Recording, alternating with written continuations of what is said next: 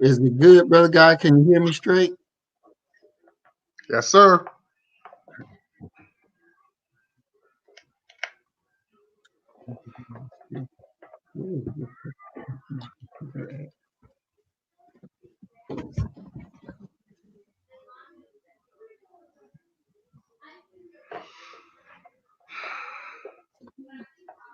Okay, let me put this banner up.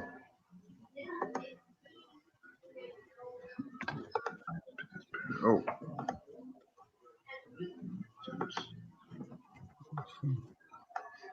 I say something so I can make sure I can hear you. Hotep family, Hotep. See, yeah, I can't hear him. So, you can't hear me? 1 2 1 2. So I can't hear him. Okay, so change it to. Okay. I just texted him a text that you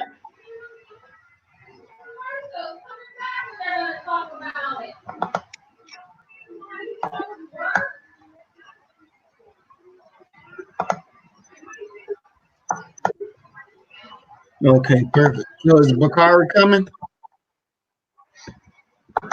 Oh yeah. Me too. Okay, perfect.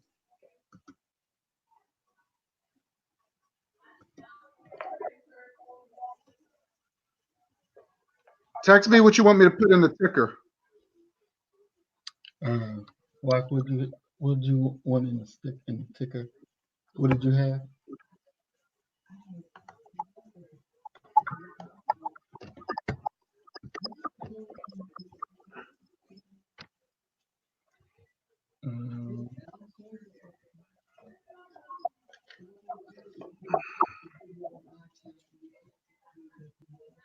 I'm sending you the website. Okay, I texted to you. All right.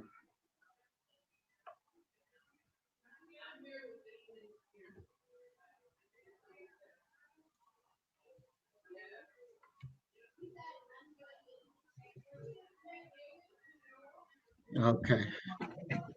Huh? You want me?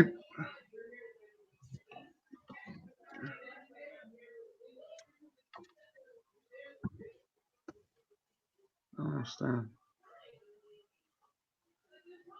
So you just want me to put in the Black First Initiative Network? Because I don't know what wife had in the ticker. Nah, she just gave me your website. I guess you could just put that in there. I don't know what was in the ticker.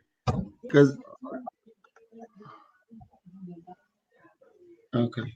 She said you ain't gotta worry about it. We just all right, okay, no problem. All right. So again, family, we thank everybody for coming, and sorry we have these issues, but this is what YouTube does. We thought we worked around the issue where they kept cutting us off, and then now they come up with another issue. So I think today we did our first Facebook Live, and we did our first Instagram Live today. So check us out on there because we're going to be doing them more often. And hopefully we can get Brother Guy and Brother Bakari to go live with us on there as well, because the message definitely has to get out. And their aim is to stop us from doing that. And we have determined that they're not going to succeed. We have that determined. So, we're going to figure it out. We're going to make it happen. And so, again, this program, Manifest Destiny, the Cracker decided when they took over America, when they took it and had their little 13 colonies, that they decided that it was their God-given right to expand, to take this whole what you have the United States of America now and do with it what they please, and to make it a home for themselves and their progeny. So we have to understand that we have a manifest destiny. And that manifest destiny is not for us to sit and stay subservient to these demons that didn't have the ability, to give themselves their own freedom. They didn't have that ability. They didn't have that ability to know how to grow their own food, to clean their own selves. You know, it's like you've heard the saying, don't throw the baby out with the bathwater. Where did that come from? That came from the crackers, because they would take a bath, what they say, once a month or once every 3 months or something like that. And everybody would use the same bath water. And the baby was the last one to take the bath. And the baby would be just as dirty as the water. So that's why you got the saying, don't throw out the baby with the bath water. These demons didn't have enough sense to, you get in your bath, you get in your bath, you get in your bath. So they all got in the same goddamn tub to take a bath one after the other in dirty water. This is how they are. This is what they do. So going into what's supposed to be 2020, but it's not really 2020. We know that the first calendar system that was ever used, that we used, was the lunar system. The lunar system that was given by our God, where you know the sign, the time of the day by the sun, where the sun is moving, because you know that the sun does not move. What moves is the earth. The earth rotates 1,037 and a third miles per hour. So the earth is what is moving. So the enemy didn't want to go with that. So before they had moved to the Gregorian calendar, where everybody is using today, they were using Julius Caesar, the Julian calendar. And that was all screwed up because the dumb cracker couldn't get it right with the season. And so he kept trying and trying. And then the Pope, Pope Gregory, is the one said, to hell with that. We're going to go with this calendar, the Gregorian calendar. So when you see, they say that the new year starts January 1st, but that's a lie. That's not the new year. You're still in the dead of winter. The new year begins when the trees start to bloom and the grass is coming back and life is coming back. That's the new year. That's the real new year. So when they're out celebrating Happy New Year, that's not really the new year. That's what the enemy says is the new year. But according to nature, it's not the new year. It's that same old year. So the new year actually starts when the life begins to come back. That is the new year. And Nubian Gold had asked me to go back into that. And I hope she joined us so that she could hear what the new year with the Gregorian calendar and all that came about.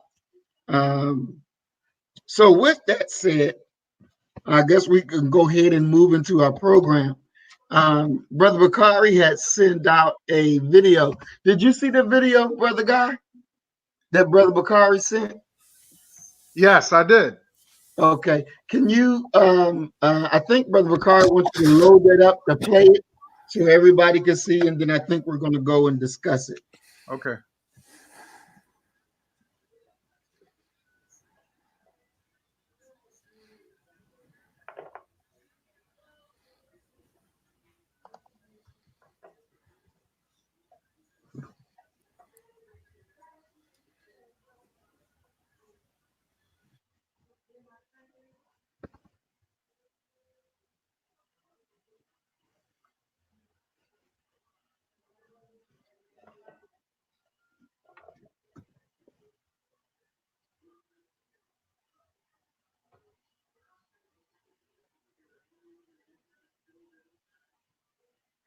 So you gonna play the video, or who plays the video? I think you got to play it, don't you? No. I can play it. Yeah. Oh, okay. I wasn't told to play anything. I'm just Brother Bacard. That's Brother Bacard's video. Brother Bakari, do you already have it set up to play it? No, I haven't had set up to play it. I ain't never shared it on nobody else with live streams. I don't even have, since we've been on StreamYard. I ain't know I could do that. I didn't either, but hold on, I'm gonna get it. Okay.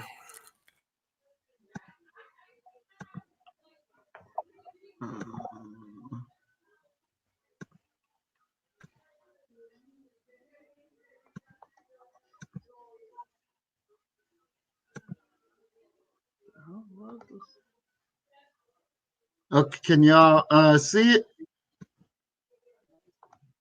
Do y'all see it? Yes. Yes. There we go. Okay.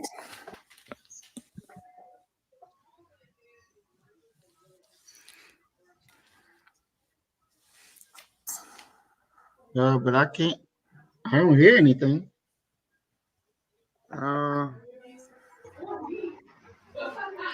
Let me see something.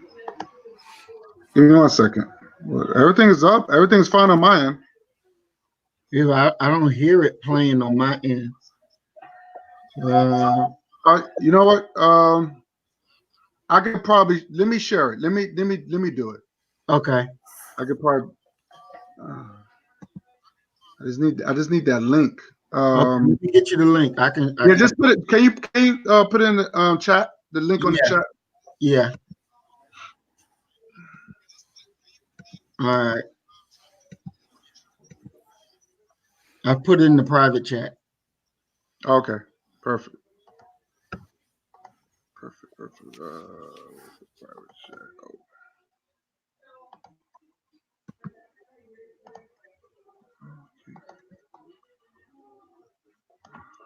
What's going on here?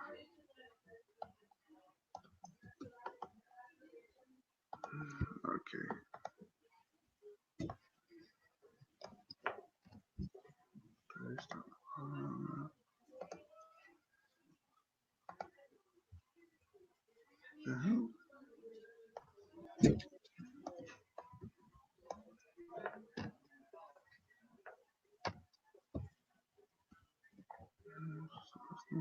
What's this?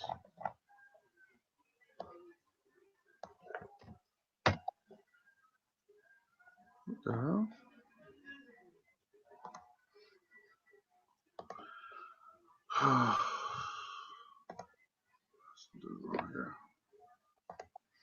Give me 1 second.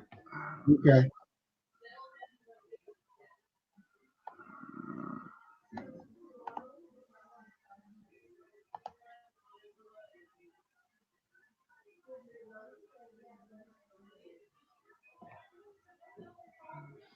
Okay, let me go. All right, I'm gonna share this real quick. I got it. Okay. I'm gonna rewind it here and blow this up.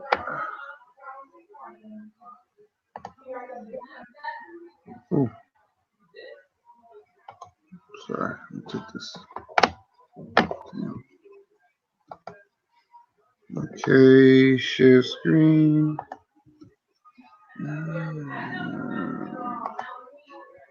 Okay, here we go. Y'all see it? Y'all see it, right? Mm-hmm. Okay, perfect. And just close this out. Let me. All right.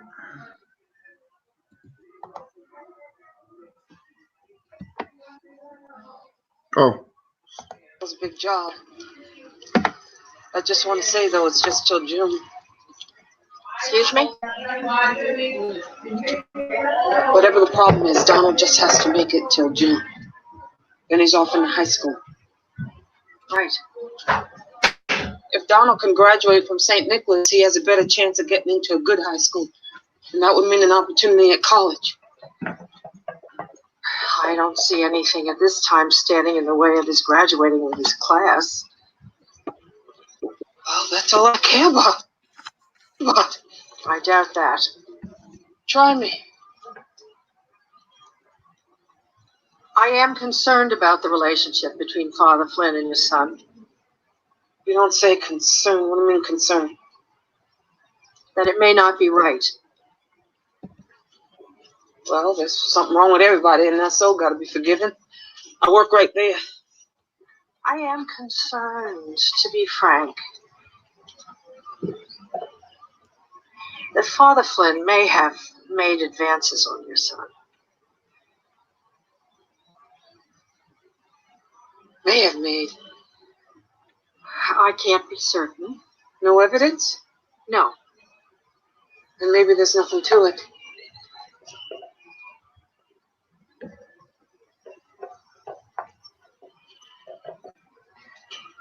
I think there is something to it.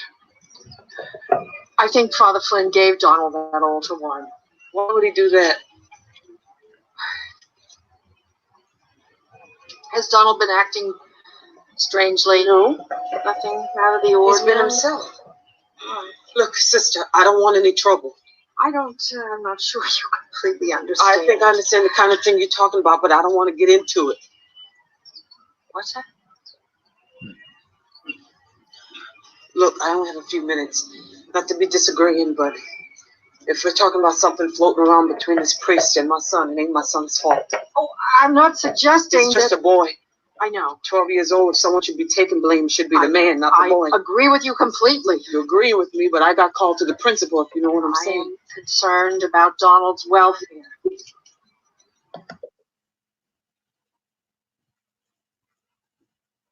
Then how come my son got kicked off the altar boys if it was a man that gave it to him? Boy got caught. The man didn't. So you give my son the blame. Oh. No problem, my son getting blamed, and you know why that is. You should let me talk. Sister, you ain't going against no man in a robe and wind. He's got the position. And he's got your son. Let him have him then. What? It's just till June. Do you know what you're saying? No more about it than you. I believe this man is creating, or may have already brought about, an improper relationship with your son. I don't know. I know. I am right. Why you gotta know something like that for sure when you don't? What kind of mother are you? Excuse me, but you don't know enough about life to say a thing like that, sister. I know enough. You know the rules maybe, but that don't cover it. I know what I won't accept. You accept what you gotta accept and you work with it. This man is in my school. Well, he's gotta be somewhere. Maybe he's doing some good too. After the boy. Well, maybe some of them boys want to get caught.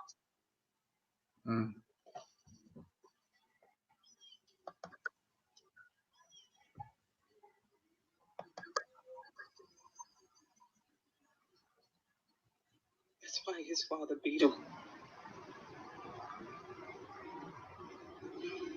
Not the wine.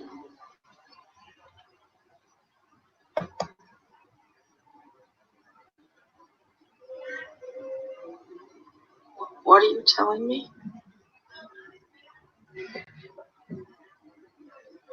I'm talking about the boy's nature now. Not anything he's done. You can't hold a child responsible for what God gave him to be. I'm only interested in actions, Mrs. Miller. But then there's the boy's nature. Leave that out of it. Forget it, then. You're enforcing people to say things. My boy came to your school because they were going to kill him in a public school. His father don't like him. They come to your school, kids don't like him. One man is good to him, this priest. Then does a man have his reasons? Yes. Everybody does. You have your reasons, but do I ask the man why he's good to my son? No. I don't care why. My son needs some man to care about him and to see him through the way he wants to go. And thank God this educated man with some kindness in him wants to do just that.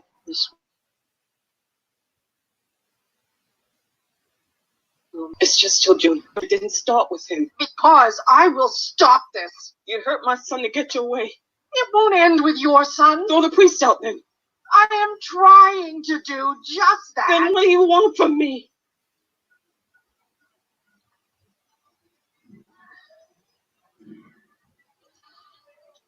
Nothing.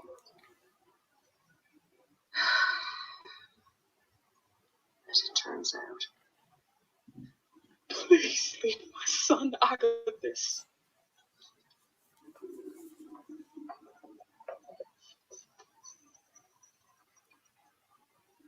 My husband will kill that child over a thing like this.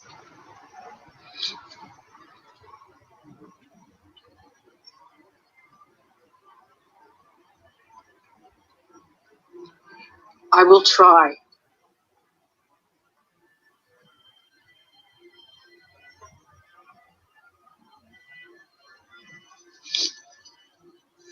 The lake.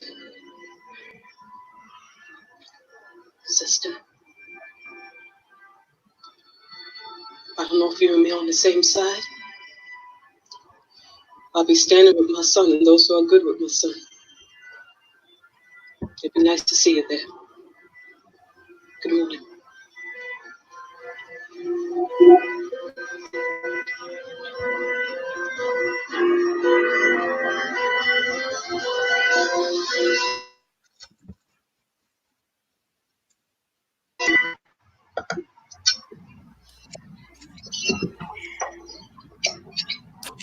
I know. Y'all saw that.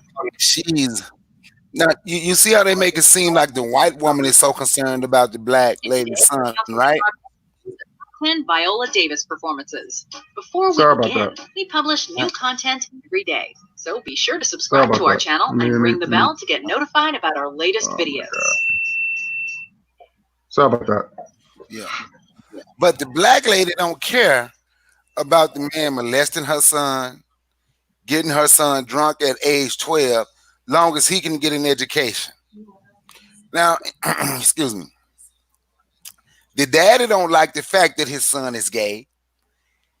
She said the daddy would kill, would beat us, whatever she said. I can't remember quoted verbatim. But y'all know how the father would treat the son if his name come up in something like that. Mm-hmm.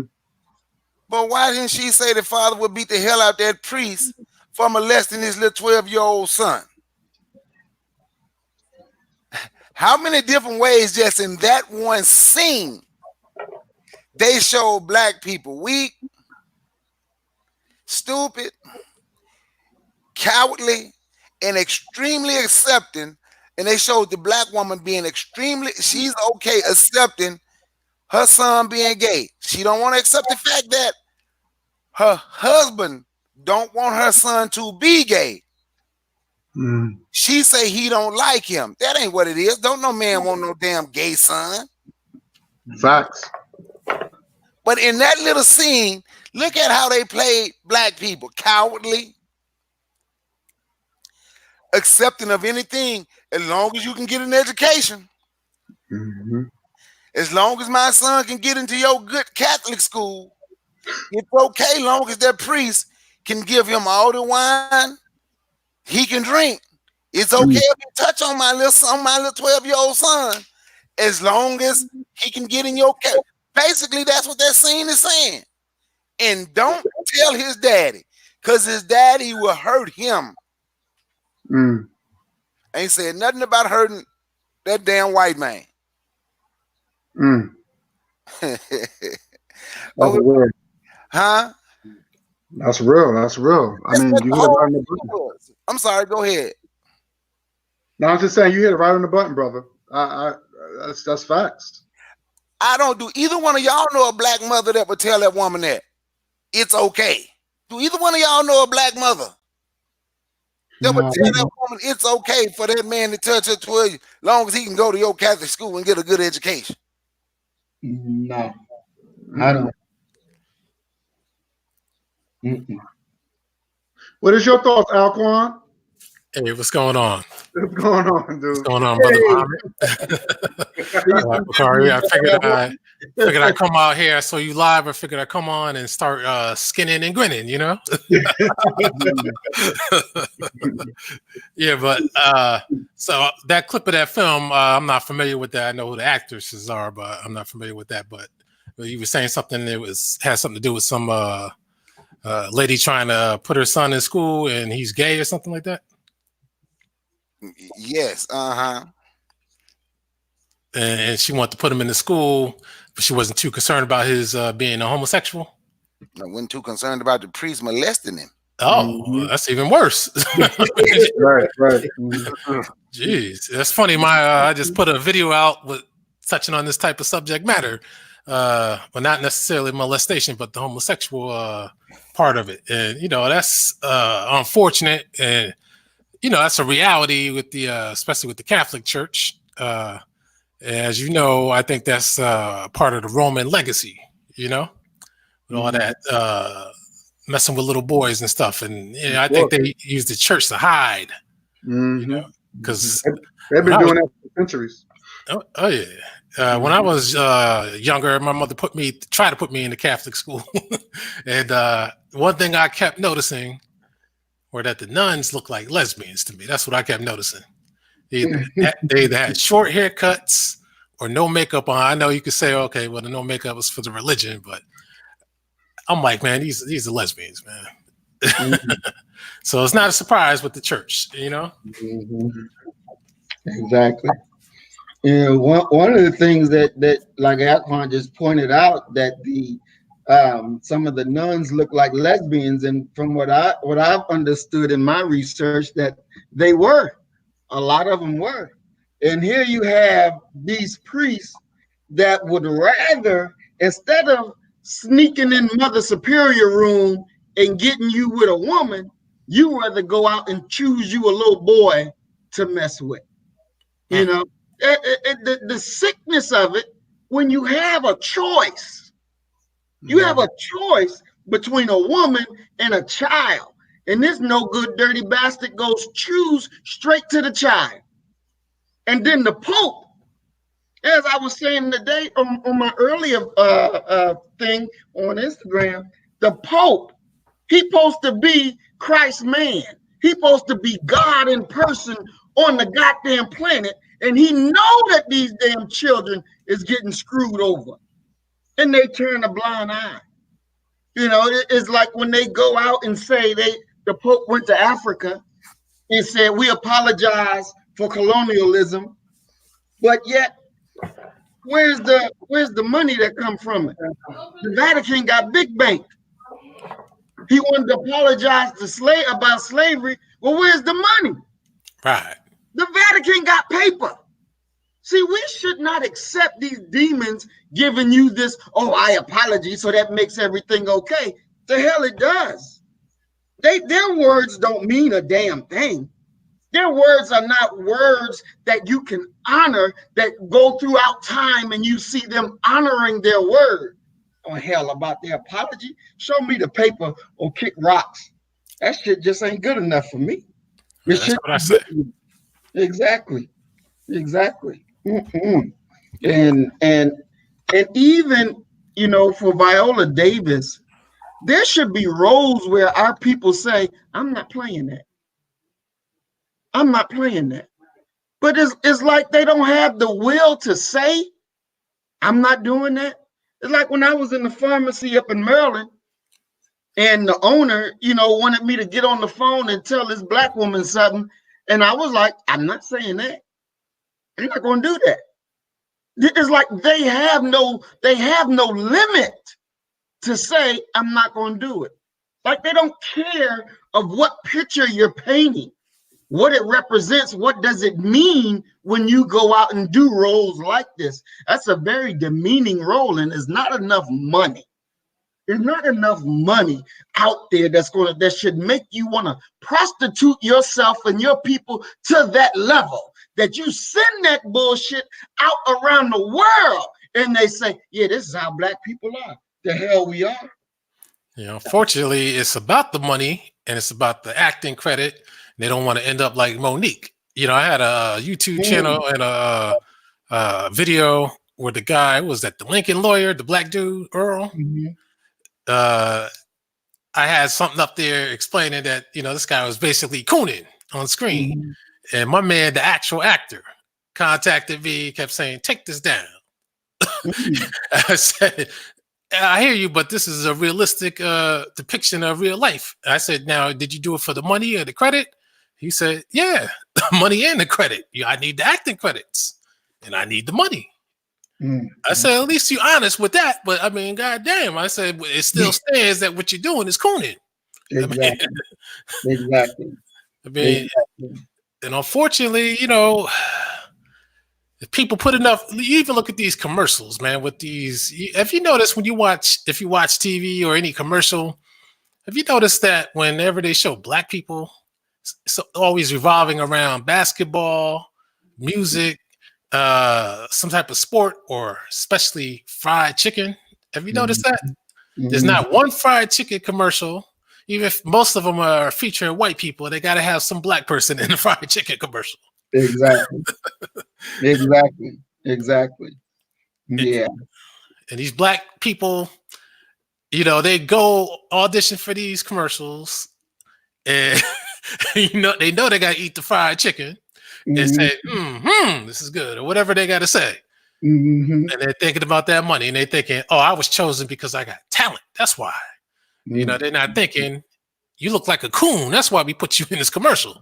Exactly. You know something? Sometimes I believe they know why they're chosen.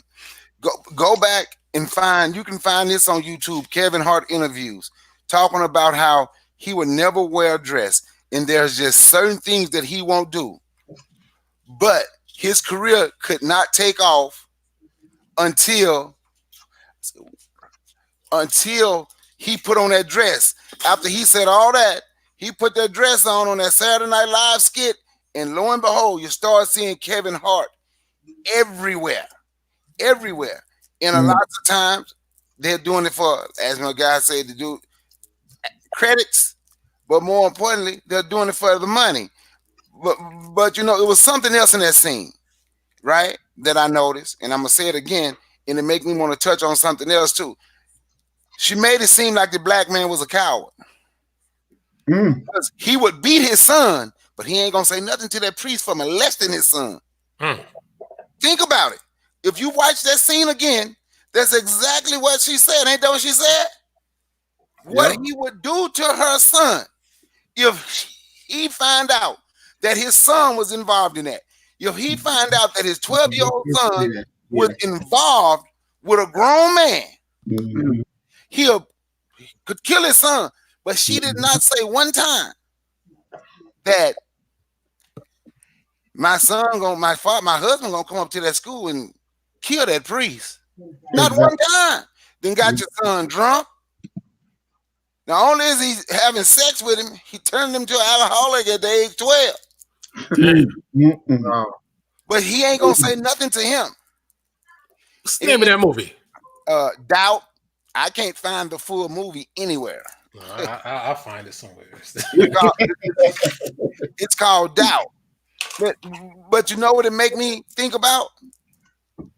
Y'all heard what Michael Moore, the white guy, the fat white guy that do those documentaries. Y'all heard what he said last week, right? Oh no, what did he say? And this is from the Washington Post. How white people have not changed, and we should be afraid of them. Now, that's to me, as far as I'm concerned, to black people, to me, and the people on this panel and people in the chat, but how we should be afraid of some white people. He said he refused, this coming from the Washington Times, I refuse to participate in post-racial America, Mr. Moore told Rolling Stone, Useful Idiots podcast. I refuse to say because we elected Obama that suddenly that means everything okay. White people haven't changed. White people haven't changed. White people are not good people. 2/3 of white guys voted for Trump. That means anytime you see 3 white guys walking at you down the street towards you, 2 of them voted for Trump. You need to move over to the other sidewalk because these are not good people that are walking towards you. You should be afraid of them. Oh, so that was his only rationale is because they voted for Trump. That's why white people are not good and haven't changed. Yes. Now, Then he's full of shit then. of He course. sure is. But he want to tell black people we should be afraid of white people. But how come he didn't say we should be afraid of him since he is white? Oh, because he said they consider him a race traitor because he didn't vote for Trump. But we should be afraid of all the ones that voted for Trump. Now, I take that as because, you know, the first, what he did, what was that documentary called? 911? What he did? Fahrenheit 9/11. Yeah, and he's done documentaries. And, you know, people watch his stuff. Black people watch his stuff. So guess what? He's saying that, as far as I'm concerned, to black people, be afraid of white folks. But don't they know? What is this, Maurice? This looking forward to 2020, right? Yes, sir. Don't they understand it's a new black man? They better. Don't they understand? Just like when I stood up in the city council meeting and told them, they was talking what a great job the police are doing. And I had to tell them, no, I'm a new black man. You ain't gonna beat me or shoot me because I shoot back. And hopefully I get to shoot first. Be scared. Come on. Well, who do you think he's talking to in 2019? About to be 2020. Be scared. Exactly. You should be scared of white folk. Because white folks Obama is the one we should have been afraid of. But you know, I personally don't like to mix that politics and reality stuff because you know politics is all controlled and all these people are highly paid that you know are out there in the media. You know, I haven't heard of Michael Moore giving up any of that cash for, to black people. To say that again. That's right. So you know that's how I judge people with money and means. You know, if you giving it up, put your money where your mouth is. You know, just like those Jay-Z and all these other people, man. And what's my man Tyler Perry? Because people always talk about him in his studios. You know, put that money up if you can. Oprah Winfrey, she never put no money up. So Bill Cosby, another one. You know, people talked about he donated to the black universities, but God damn it, that's for a small group of people. You know, that doesn't help blacks. Now you see where he ended up as after he told black people to get your act together. Yep, he only donated, and I ain't knocking what he did, but he did only donate to the private Negroes. Yep, to the people that could afford to go to the private schools. Yep. That's who benefited. So they got the money. The poor black people got the speech. Black people don't need a speech. Yeah, that. You know, one thing is this. You know, I was watching a friend of Brother Rob sent me a video, and it showed where on The Simpsons, and they were talking about Trump being president and all this, and some other things that actually was happened on The Simpsons and then actually happened in real life. And so he asked me, well, what did I think about that? And then I told him, I said, well, one day the minister gave a speech and he was talking about the Jews, these fake Jews that's over in Hollywood. And he said that they called him to a meeting. They were supposed to have a meeting. So he went there to the meeting and they were sitting down, and the head Jew at the table is the one that owns Tropicana orange juice and owns some type of alcoholic beverage. I forget what it was, but it's a pretty powerful cracker. And so he asked Minister Farrakhan, do you drink? And Minister was like, no, I don't drink. And he says, well, do you drink orange juice? Minister said, yeah, I drink orange juice. He said, well, that's me. He said, do you go to the movies? He's like, Yeah, I go to the movies. He said, that's me. Do you watch television? You like these TV shows? He says, yeah, sometimes I look at them. He said, and that's me. So he's trying to show the minister, look, dude, this is what I got, and this is all that I can do. He said, there has nobody that has ever been written of well in history if they were not a friend of the Jews. Then he said, for you, you will not be written of well unless you become our friend. And the minister said, okay, well, I'll answer you when we go downstairs. So they get downstairs. And the minister said to him, he says, well, if a gnat or anything smaller took a morsel of bread off your table, you don't have the power to call the gnat back to bring it back. So he said, weak is the invoker and weak is the invoked. Now, these fake ass Jews sit up down in New York in their little penthouse, and they decide what's going to be on TV. They decide where the flow is going to go. So they sit back and they engineer of what they want society to be. And so you see more and more of these homosexuals out there doing their thing. You see more and more of this integration with the mixed marriages. I did a search on Google and I was looking for Black couples. And you go to the part where it says images, and you see one or two Black couples. The rest you see is an integrated couple. White woman, Black man, black man, white woman. You know, never black, but it's black and white. And this is being played up, and you see it in commercial after commercial. You're starting to see it in movies. Right. That they're selling this shit, and the ignorant of our people is going to buy it up and begin to do it. We looked at today, that was today, wife, where on Facebook they showed this white her family, white woman, white man, and she had 2 mixed babies. Now the white man had the brown mask on with the locks and his hat, trying to be Jamaican. And you know, they were making fun. And so Black people got on there and start going off.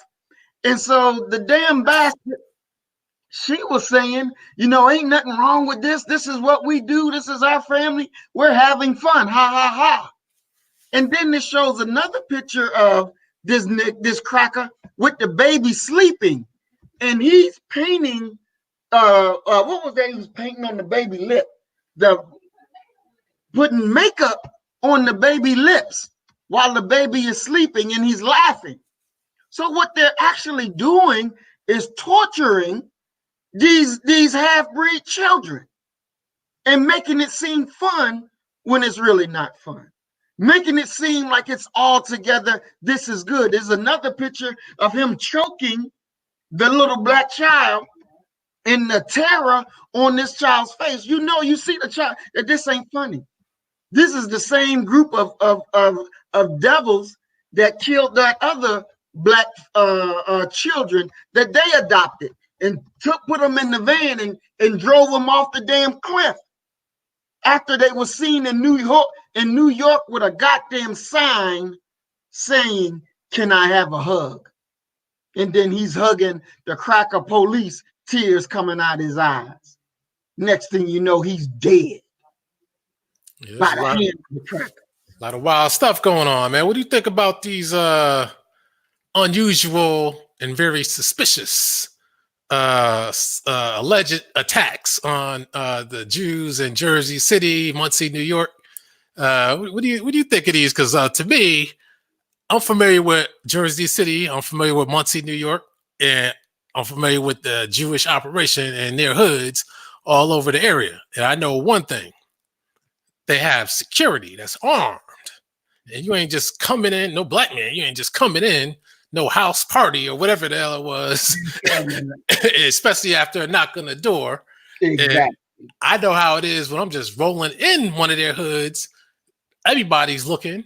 and it looks like they're all communicating, like keep an eye out, you know. So, and that crazy looking guy, come on, I don't believe this. I believe this is BS.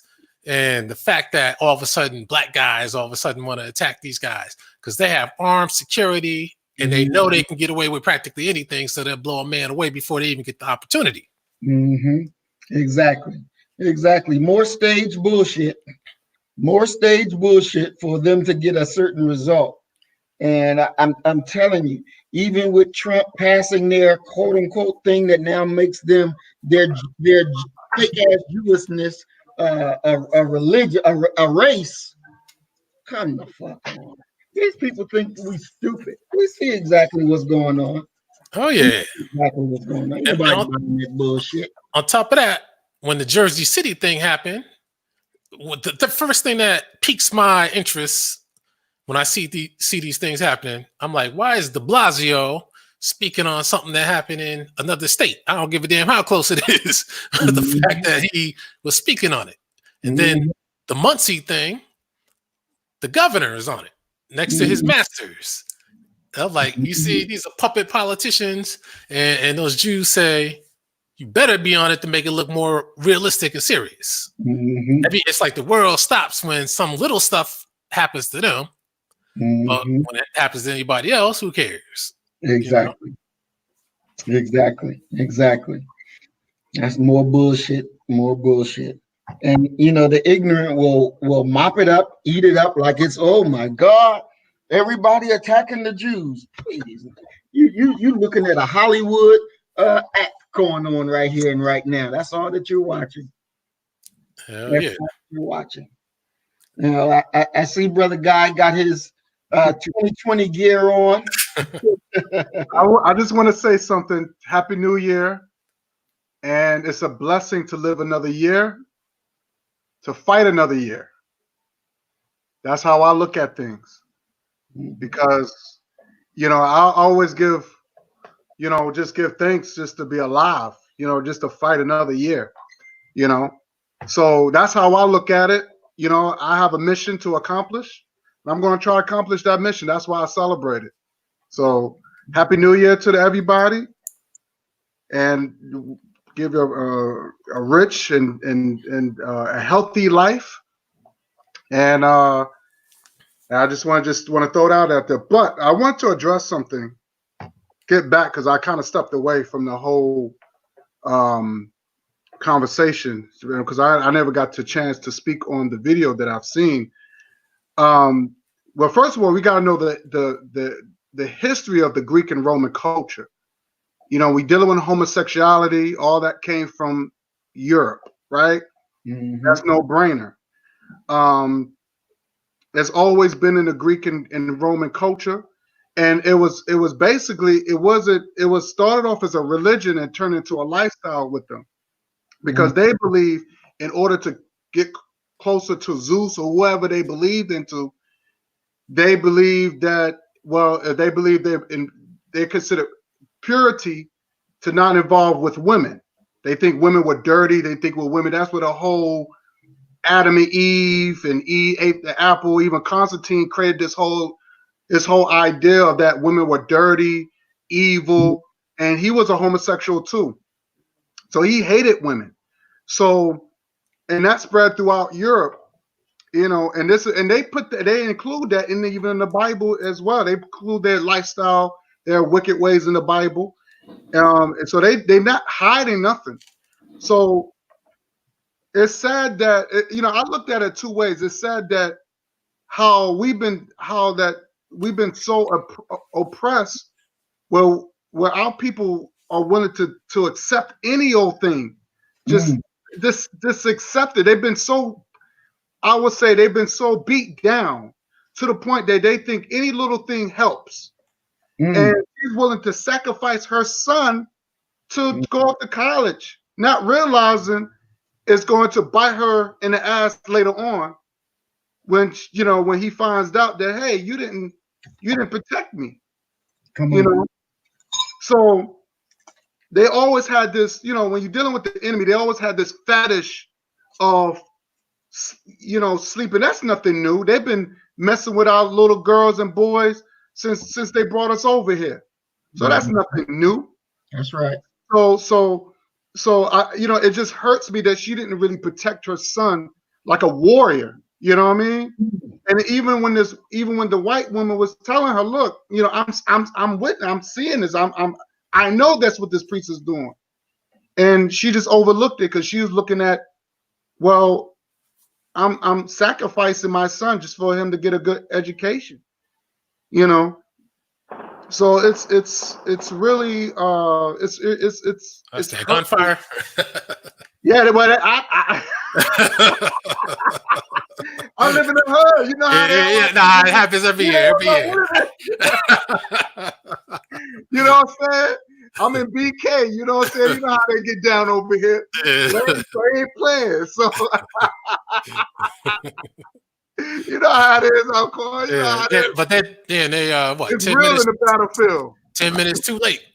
Yeah, right. Exactly. Right.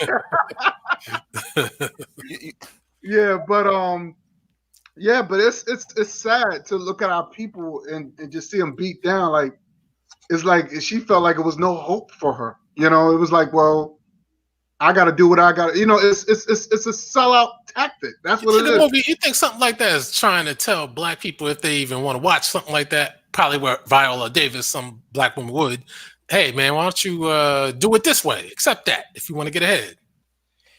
Right. But you know what? There's a lot of truth to that because black people do it today. There's a lot of truth to that. You know, black people are selling out their children every day. You know. Only thing I could think of when, as far as black people possibly selling out their children, is allowing them to sell drugs or pushing them to become athletes so they can get that money. You know, and you know what? Also, when you say pushing them to athletes to get that money, then also you selling them out because you sending them to these. And Nick Saban is the absolute devil. If it's one person I hate.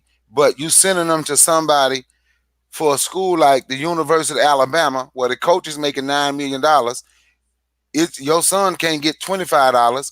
And when he lost to Clemson last year in the national title, I don't know if y'all watch college football. I don't really watch it like I used to, but I saw this. And he got mad with a player who left school early to go pro. The guy became a third-round draft pick, which is a guaranteed $500,000. After he lost the national title, his whole conversation was how he insulted those players for leaving early. And he's a third-round draft pick. That's no money. So, but I should stay and play at Alabama for free while you making $9 million. Now I'm going somewhere making $5 million. At least I'm getting something for my talents now. You understand what I'm saying? At least I'm getting something. And Brother Maurice, when you was talking about the TV and all that and how they showed it, interracial couples and everything, to be good with black people, we have to bring other people along with us, right? Mm-hmm. If you Google black success, might be like the third or fourth one down. And if you go to the New York Times, they did an article. You know what they call black success? What's that? Trying to be white. What? Yes. They say, look at the successful blacks. Where do they live? Where do they go? Mm-hmm. Who do they hang with? Look what this old cave beast had the nerve to put on Facebook, and I cannot find that post. But she put on there, she said, white girls, you go to a college, leave playing the lottery up to black women. Let them spend their money on the lottery. Get you a black man that play football or basketball because when they get money, they never want a black woman again. Shit, maybe that's more true with football, but not with basketball players, though. But I'm going to show you something they do, Alquan. I'm going to show you something they do. They never showed it. Like, anybody here ever seen Kevin Durant's wife at the game or anything?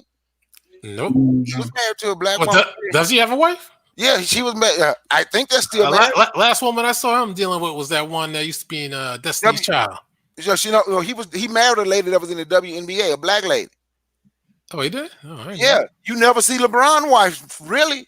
Right, and LeBron, I like the fact that he stays true to his black people, too, you know? You never saw Rasheed Wallace. He's no longer there. Never saw his wife. He said he stayed true to his high school girlfriend from the senior year in high school. That's what he married. But they put the camera on the ones married to white women. So they was doing a study. What was it, like 80%? 83% of black NFL players married to black women. 85 to 87% of black NBA players married to black women. But it's amazing how you never see their wives, the ones that's married to, unless they like Dwayne Wade, who okay with his son being gay, and married a woman who publicly say she liked to eat his booty, Gabrielle Union. Damn, I didn't hear that part. Oh, y'all didn't hear what she said? Y'all didn't hear what she said that? See, now you see why Dwayne Wade got that celebration when he retired now, you know? I think she was on the Breakfast Club when she said that. Damn. What? Yeah. Y'all didn't hear that? No, If y'all never heard that. She did say that. Yeah. She said she eat his booty. Nasty. Yeah. See, man, these entertainers, they're highly paid and they're promoting the filth that they're ordered to promote. You know, and it's a damn shame. All this gayness that is everywhere you look is gayness. You know, I'm getting tired of this. I mean, I agree. Even in that Disney, you know, people claim that I never liked Disney growing up myself, and I'm not just saying that for now, but I just never liked them because it shit was boring and the songs and all that. But they're buying up everything that is geared towards children. And they bought up Star Wars. I didn't see it. I'm not paying money for it, but I heard that, you know, they try to imply a homosexual relationship with the African dude and Poe, the pilot. And then at the end, they said that there was a lesbian kiss. Wow. And this is for children. Now, what the hell? Now, when you watch I don't want to interrupt, brother, but you know what? You might have a point. Why is Disney buying Star Wars? Yeah. You have an extra, because you mentioned in one of your videos too about the whole Star Wars thing, how Disney's buying up all these Star. They're buying up all the Marvel movies, like The Punisher, Daredevil. So they have an agenda. Mm-hmm. They have an agenda. You have an I didn't think about that, but now I'm starting to think, like, why are they buying all this stuff? I didn't even realize they had National Geographic either. And I said, damn, no wonder why they don't show the car, you know, the animals tearing the animals up and eating them anymore, you know? Mm-hmm. I said, damn. Who owned Death Row now? I'm going to show you another way we can link. It's a European white woman. Now watch this, right? Everybody knows who Suge Knight is, right? Everybody knows who Suge Knight is, right? Right. If you think Suge Knight, you think a big gangster, right? Yeah. So when people talk to me, I tell folks, my first cousin was married to Suge Knight's niece. Media gave Suge Knight that personality. He lived up to it, and look at him now. Suge Knight came from a family who was educated. His grandparents, everything, they're all college educated. His mama. Look, Suge Knight, like he's originally, I'm from Mississippi, right? Suge Knight is he's from Mississippi originally, about 60 miles from where I'm from. His family owned like 15, 20 properties that they rent out. He did not come from the streets. So when he be telling that street story, for people who don't know him, they can buy it, right? I'm not saying he was a punk or anything. That's not what I'm saying. But the persona that he sold, that the media gave him, that was not him. Now he bought into that. Right? Look at him. Now some white man on all his work that he put in. Damn. That's how it always works. Wait a minute, you sure it's a white man or a white woman? Well, I just said a white man, same thing. White man, white woman. The usual suspect. Small hat one. I thought it was a white woman that owned it now. It might be a white woman. I mean, it's still the same, but you know, I see what you're saying. But I'm just how they bought into that persona. Right. People don't know Suge Knight is college educated. Very strong. But you know what he said was very true? He said that the reason why he got into the music game, because he said there's a stereotype of big brothers like him. You know, they're big, dumb, and only jobs they can get is a bouncer. And that's true. He made a good point. He said they don't look at us like we could be intelligent too. And he did make Death Row a lot of money. They made millions of dollars because of him. And he you know, look, the record business has always been a dirty business. Okay? if you look at the documentary of what's that? Who sing that song? What's that guy's name? And his manager got shot. It's a documentary on he was in a wheelchair in a car accident. You know what I'm talking about, Bakari. Pendergrass. Yes, Maurice. Did you see the documentary? Mm-hmm. I mean, his manager got shot. His first manager got shot because they wanted to. So it's always been a dirty business. Oh, and by the way, hold that thought, brother Maurice. They set him up with the transsexual. Set him up. Yeah, I heard a different story. Man. No. If you look at the documentary, they set him up because he's always been a ladies' man. He's always been women. But it was this. I mean, I ain't gonna sweat. I swear to God, yo, it's this chick. This dude looked like a chick. It did look like a fucking female. And he drinks. You know what I mean? And he was just like, yo, I need a woman, blah blah blah, and take it back to his crib. So he thought this person was a female. So he said that when he was driving, you know how most of our men, we get our freak on, he's talking, and he felt the penis. And he got into a car accident. That's what he had to comment. That can happen to anybody. I would have been like, oh shit, and then the next you know what I mean? Like I'm shocked, like because he was driving kind of fast too. I'm sorry, I didn't mean to cut you off, guy. I'm sorry about that. No, that's all right, brother. That's all right. But that's what happened. That's how he got into the car accident. It's not the first time he drove that car. Yep. That's how he. Now I'm gonna show y'all something. How many of y'all watch James Bond 007 growing up? Goldfinger and all that. Yeah. Now when you get a chance, go back and Google how many of those beautiful women that we saw on TV in the 80s were men. Now I'm going to show you something. Yes, it was at least 2 of them, 2 or 3 that was in James Bond 007 that was men. Which one? Which movies? I can't remember. I just know James. I'm 47. I don't know who you are, Alquan. You might not be. You might came after me and saw the new ones after him. We trust me. We all saw the classics. Now I'm going to show you something else, right? Come on, man. Don't act like we down. Yeah, I got me a James Bond collection right now. Exactly. Come on. I grew up on that. The classics. We have all looked at a video and danced and thought we were looking at a one. I'm finna show you something, right? Y'all remember that song with Beyonce? Right. And the lead dancer in that video was a man, right? Oh my God. I'm not surprised though. It was a man. I'm not surprised. It was a man that choreographed the video. Wow. Oh, that's not too shocking because she's always around those type of people, man. Yeah, choreographers are always funny guys. But Alquan, check this out. What about when Michael Jackson choreographed when he did? Yeah, that's what I was thinking about. So it's just that's the thing though. I go on YouTube, watch some old time videos, and I'm like, man, I remember either a song or a video you seen before that you like. Man, when you're a little kid, you thought, but you didn't really think. It's like you saw some men wearing lipstick and stuff, and then you like. Yeah, and then I'm like, yeah, they were preparing the mind. Now they took it to another level for this current generation, and now they've grown up into this craziness. We were just getting prepared. You know what? They had to take it to another level. You know why? Because Black people, African, we did everything in our power to fight that off. You know. And now this is a question I do ask, right? And I'm for real. Do you blame the homosexual? I'm talking about the ones who admit they've been. Or do you I'll tell anybody, it was a guy, me and him, we were real cool. He was cool with everybody growing up in my little town. Played basketball and everything. We knew this dude was gay since he was about 6 years old, right?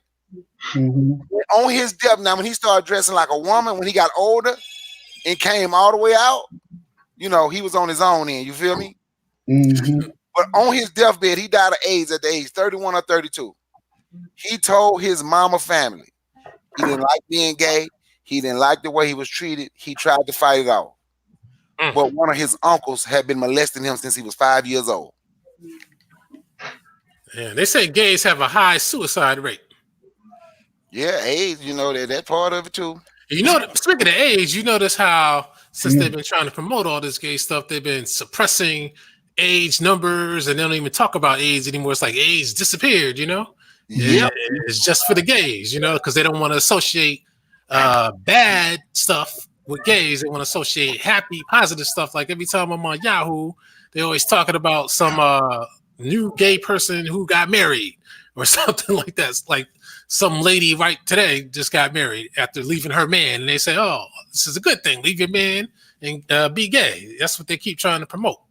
It's just crazy, but they keep the AIDS number. They don't associate that because that was a scary thing for the public.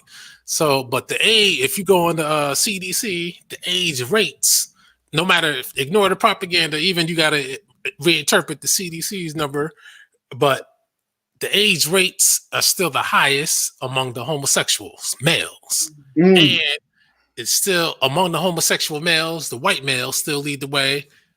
And they trick you by saying, oh, it's black women who make up the largest case of new AIDS infections. And they try to blame it on down low gay black men. Yeah, that's what I blame it on. I'm sorry. Yeah, but see, that's trickery right there, though. Okay, go ahead. It's still white guys still lead the way. White gay guys still lead the way, just like it always was. Oh, I believe that. I'm gonna tell you something, right? The doctor told me, because I go get my checkup, I get tested for everything, right? Mm-hmm. And so we were talking about HIV, right? And the guy was like, he explained to me, this is my doctor. He said, you know why it was called the gay man disease?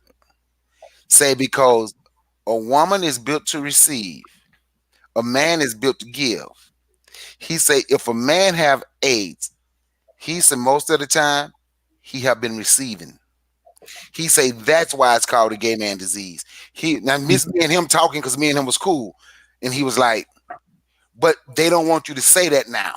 You're not supposed to say that, because a woman can't give a man a disease if he don't have a tear on his skin anywhere, because there's nowhere for anything to enter his body, right? So you still don't take that chance, of course. But he was like 90% to 95% of the time, a man can sleep with a woman with a disease, and if he don't have no tear on his skin anywhere, there's 90 to 95% chance he won't get a disease, because nothing is entering him. Say the man is giving it to the woman. And my doctor said, there's a lot of gay men that's out here sleeping with women. Then I come to find out some of these damn women know. Some of these women know that John Boy in Elmo is gay. I told you the gay dude said something to me. I told him if he said another word to me, he followed me to my car. I told him, you say one more word, I'm gonna beat you up and run over you with my truck. 2 weeks later, he in Walmart walking around holding a woman's hand. I seen him. I'm like, see, that's what I'm talking about. I'm willing to bet you. I said I'm willing to bet you she know. She may have not known, but I'm willing to bet you he have given some signs. You know what I'm saying? I'm willing to bet you he has given some signs. It's crazy.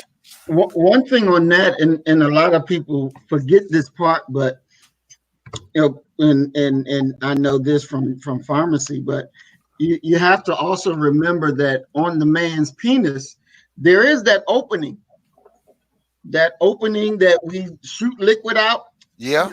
That same opening when we're penetrating in the woman, then let's put this another way. Just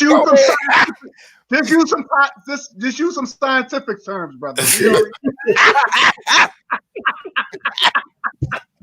look, everybody on the chat room, they get real funny with being too explicit. You know how it is. Peace, Erica.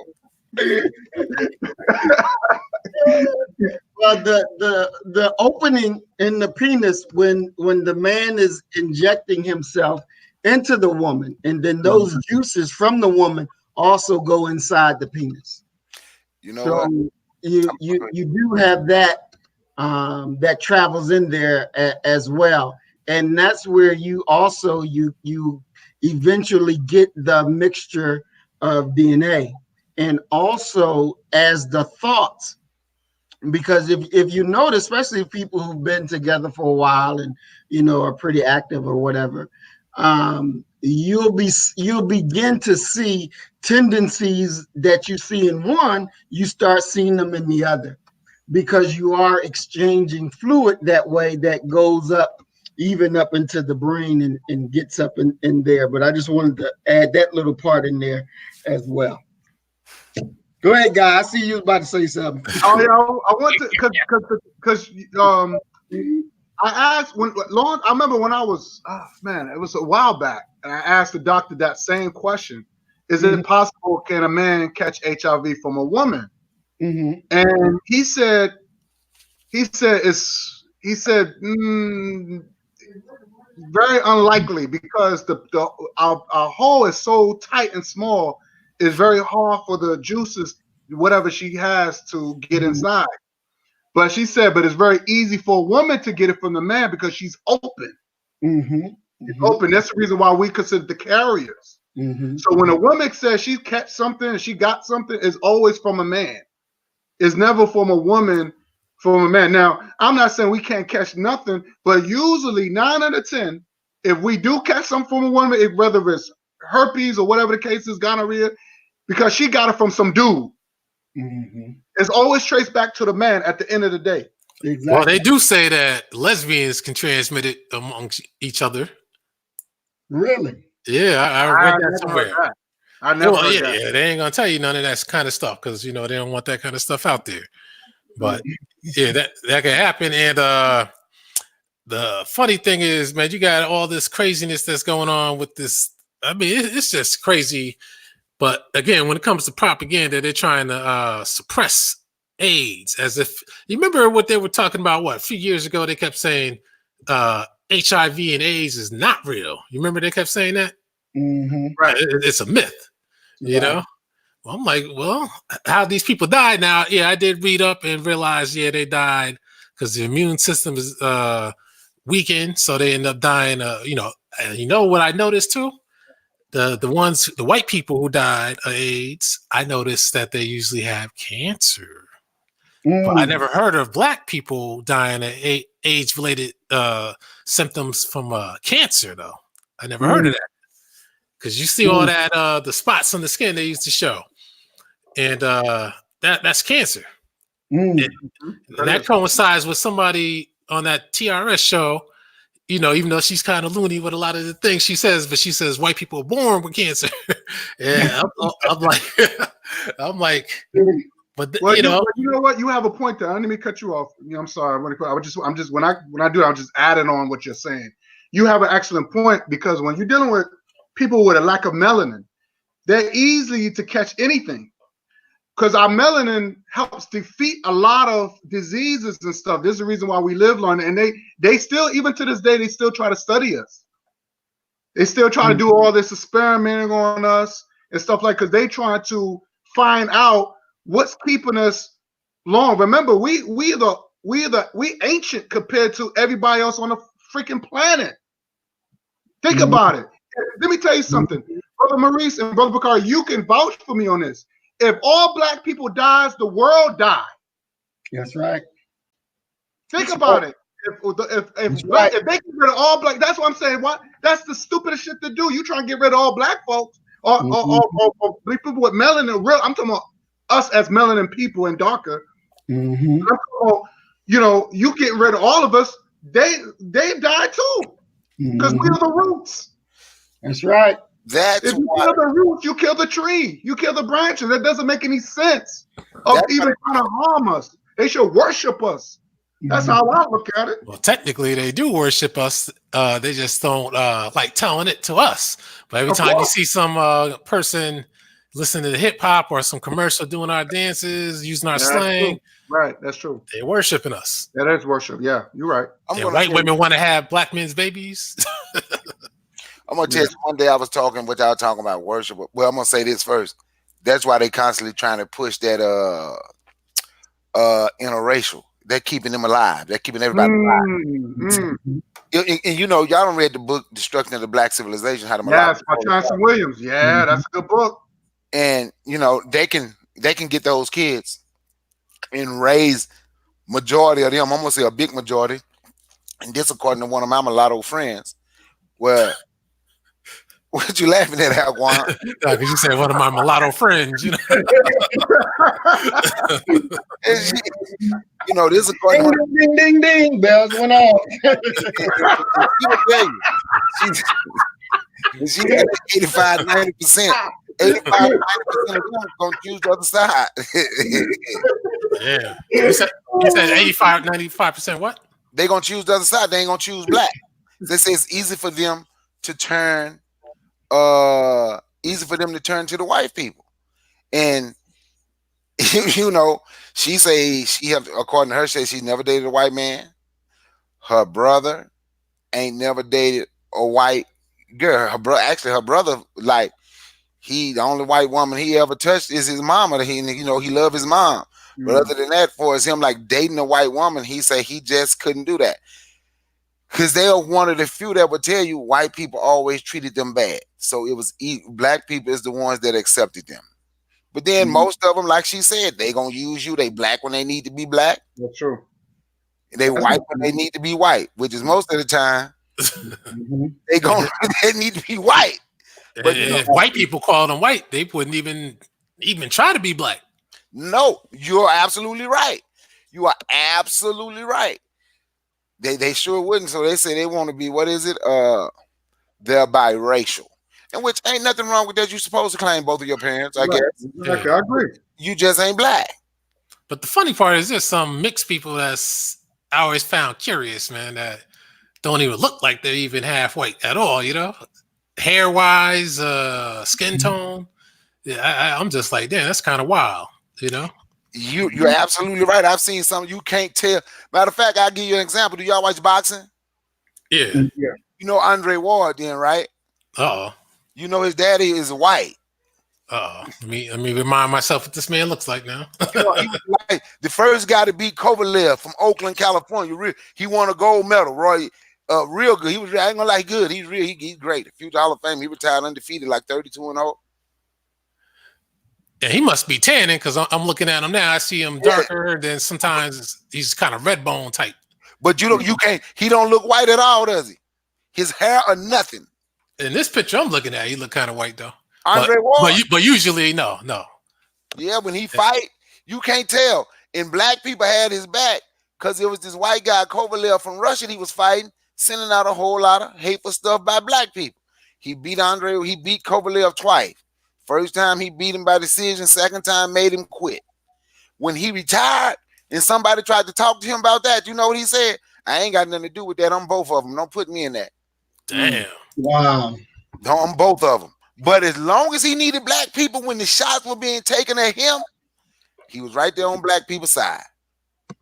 Damn. Just proclaiming his blackness. He was black power to the end.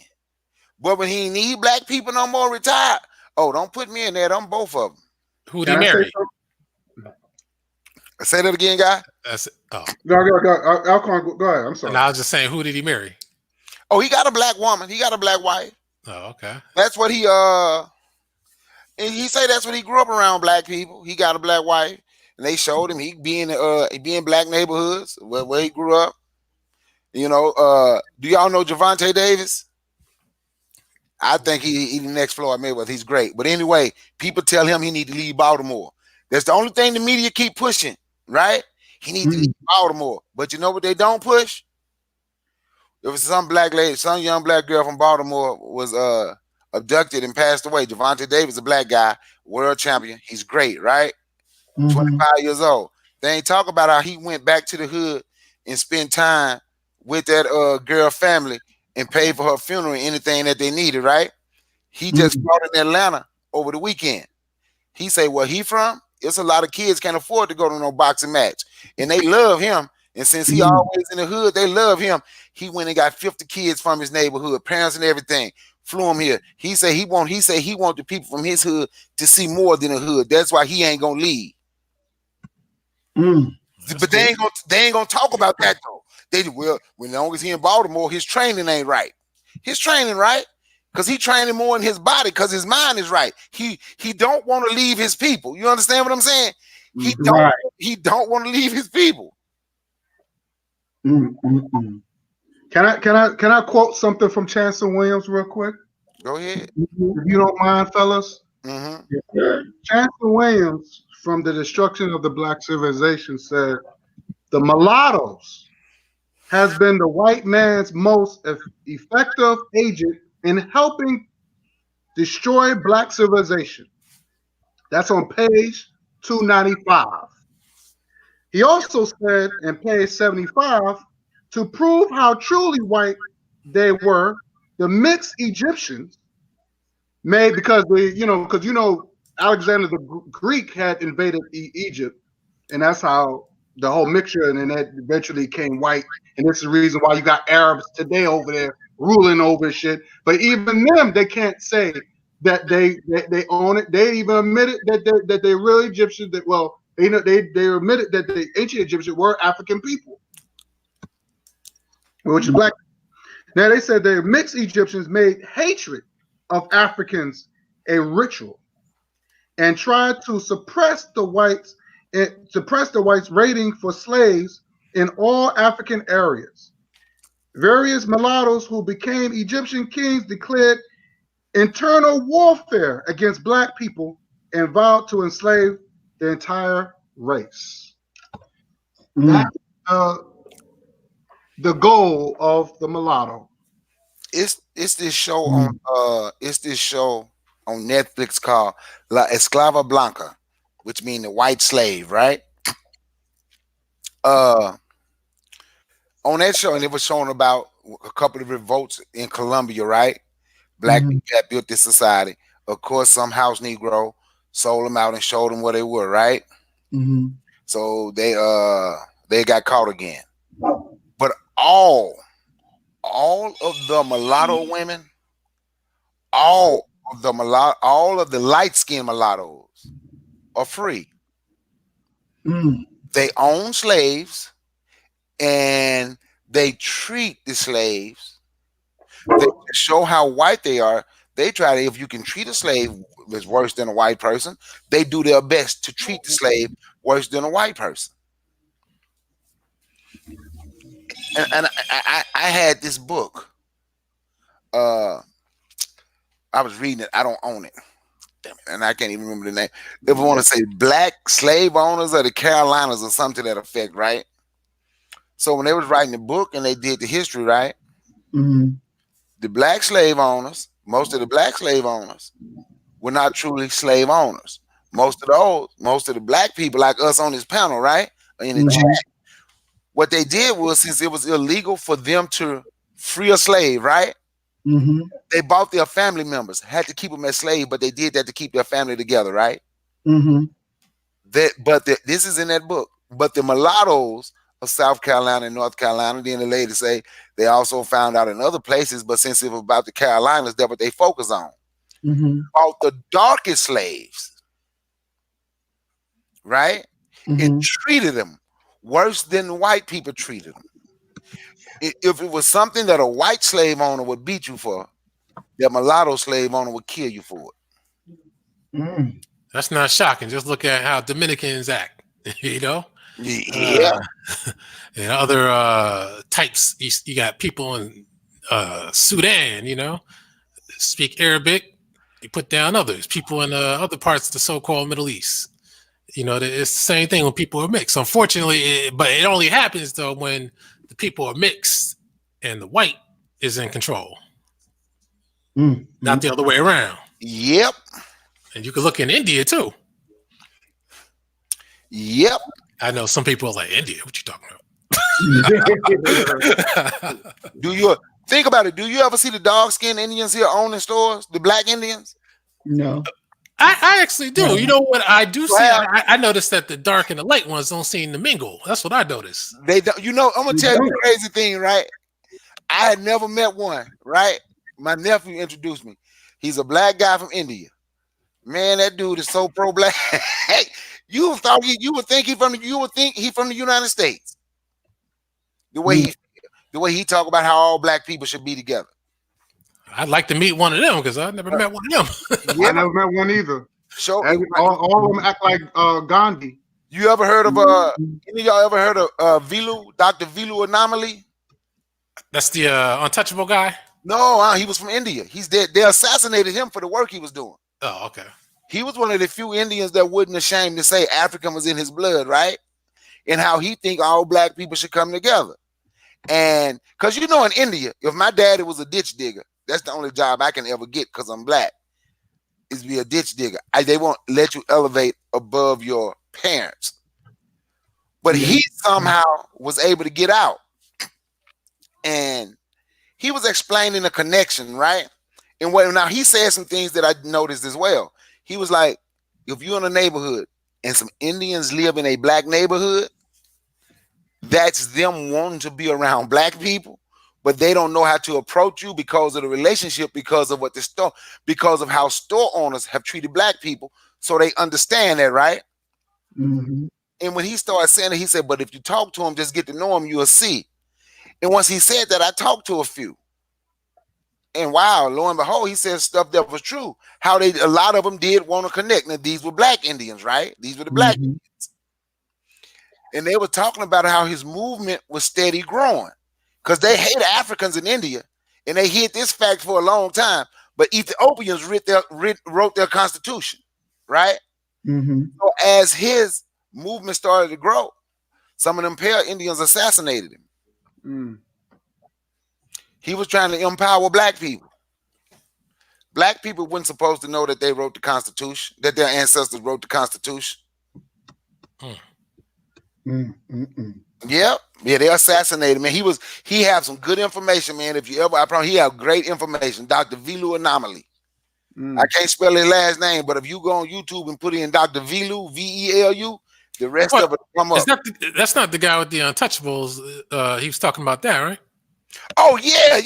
When you said the Untouchables, man, I was thinking about the damn.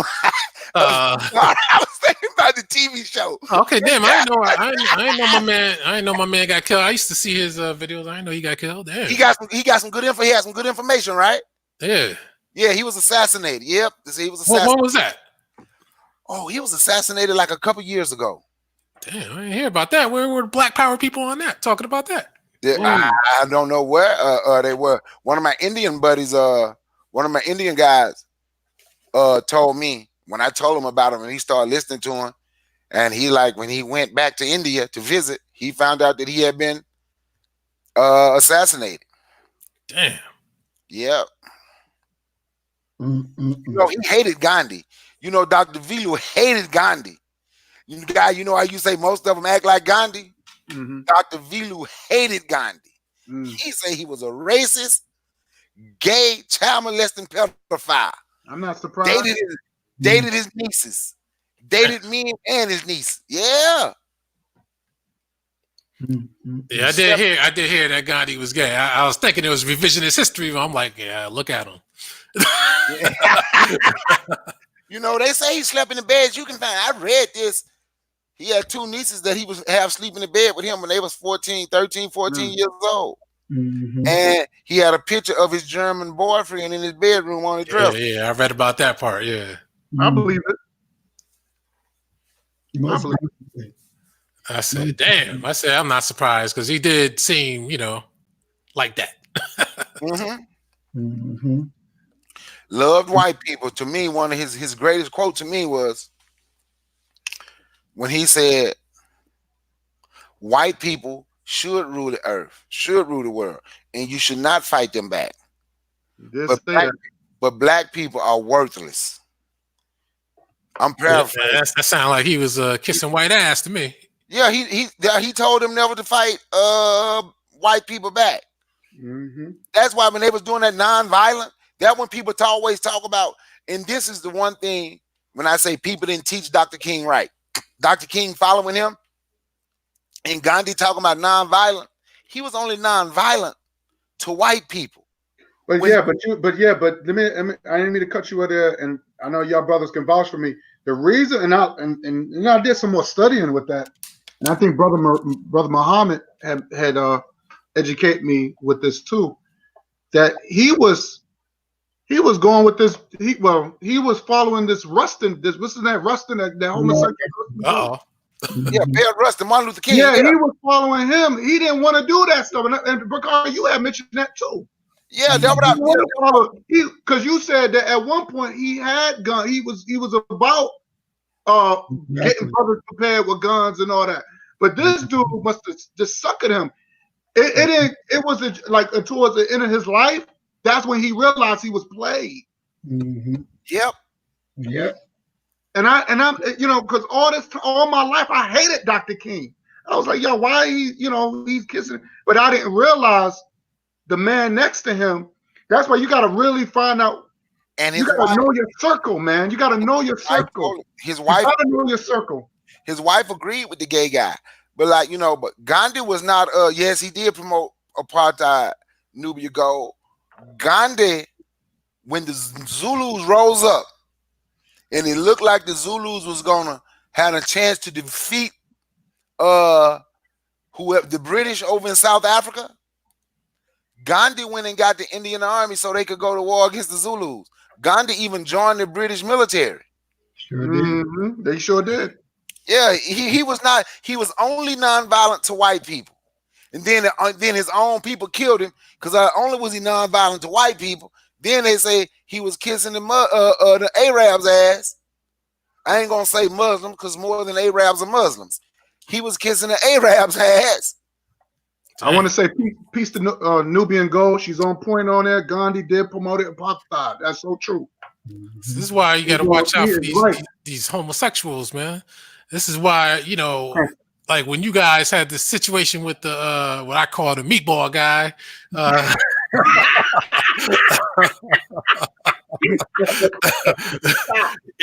He kept on saying things like, oh, you can come as you are and all that kind of stuff. Yeah. And he'll say, I don't mind, I'm not down with the gay stuff. Can I add on something? Yeah. I was watching a video when he had Brother Maurice on it when it was cool. He wasn't talking that shit. Excuse me, he wasn't talking that. Actually, he was more pro-black when he had Maurice on there. The only reason why he became an integrationist when Maurice started to hang with us. Mm-hmm. Yeah, he changed like when he started to be on this. Oh, these blackity black. But he was blackity black when Maurice was on there. Mm-hmm. Yeah, his old videos too. He used to be the white man this, the white man that. Thank you. Come on, man. Mm-hmm.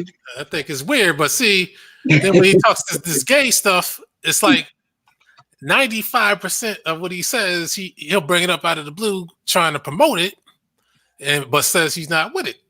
But you're the main one promoting. You can't say people need to come as they are. Black is first. You're black first. No. You are what you are. If you're a killer, you're thinking about killing first. If you're a drug addict, you're thinking about waking up, taking some drugs first.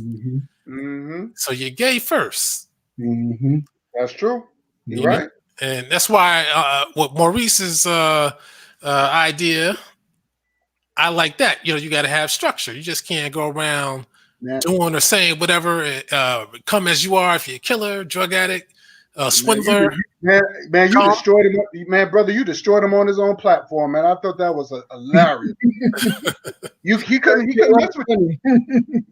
Right, Maurice? He destroyed him on his own platform. It was funny as hell, boy. And then he turns around and says, "Oh, I'm not doing a damn thing." So, so Alquan said, "Well, okay, I don't mind you doing it, but just stop talking about the Mississippi Cat." No, I fell out. He said, and then he gonna turn around and say, "I don't give a damn about the Mississippi." He said, "Well, what are you promoting for?"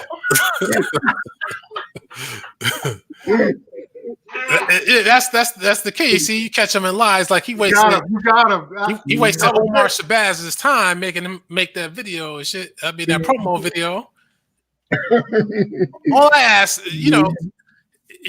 I think he starts beefs strictly for the purpose of trying to deflect on what he's not doing or doesn't want to do. I think all you have to do is, if you plan on going to Mississippi, it's just like what I talk about with that BAIO people.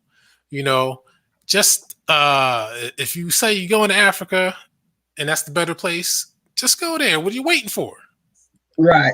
Mm-hmm. And then they went to Africa for, I think, 2 or 3 weeks, and then they came back. And then they say, yeah, I can't wait to move as soon as I get enough money. But then you had enough money to stay there 3 weeks, you could have kept your ass there. It's just crazy. Well, here's my thing about the Africa thing. I just think that I just look at it as far as the trade is concerned. I just look at it as far as the resources and bringing it back. Because I want to, that's how I look at it. You know what I mean? Yeah, I would love to have a spot over there. I would love to have a nice little beach over there. You know what I mean? Because think about it, Alquan, every other race of people, they buying up all the property over there and they getting the best of everything. Right. So I'm just saying that you got African people, you got black people that's making cars that are producing. So how come, and they want to work with us. That's the thing. And that's what I'm saying. I said, once I get over there, I'm trying to go to do business. I'm not over there to tour and sightsee. That's all good and dandy. But I want to go there for business wise. That's the thing we need to. We need resources. We need resources because the enemy is not going to give it to you. We already know that. He's going to dance and prance and make excuses. Now what's that guy that searched for Uhuru guy? Now I'm gonna ask you what that Uhuru. Did he talk about resources? He's talking about. He talk all the time.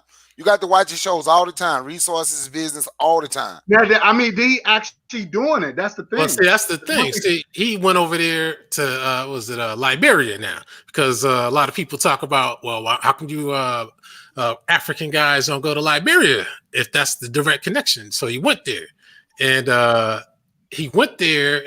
got emails. He forgot him on his email list. My man's just setting up tours to take people back and forth to Africa so he can get paid. He's not moving to Africa. Who is this guy? Y'all talking about the dude that got this organization in Florida? No, search for Uhuru. He's in Atlanta. Dynasty Amir. His name is Dynasty Amir. But I don't know if he's going to Africa or not. But there's a whole lot of black people that's moving there, and I see a whole lot of the opportunities there. I know some that moved to Gambia. There's a lot. If you ever watch YouTube, watch Blackset. You see, this is my thing, right? Everybody will go there, and we have been taught to hate it in this country.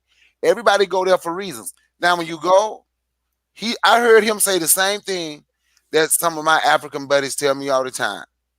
They want you to have this. If you don't have money, have a skill, have know-how, and they will set you up, because they want more black people from the States abroad to come back. They say even if you don't live there, they're not even asking you to live there if you don't want to. Right. They That's true. Come and set something up. Yeah, but these guys, man, I thought, again, it's simple to go there.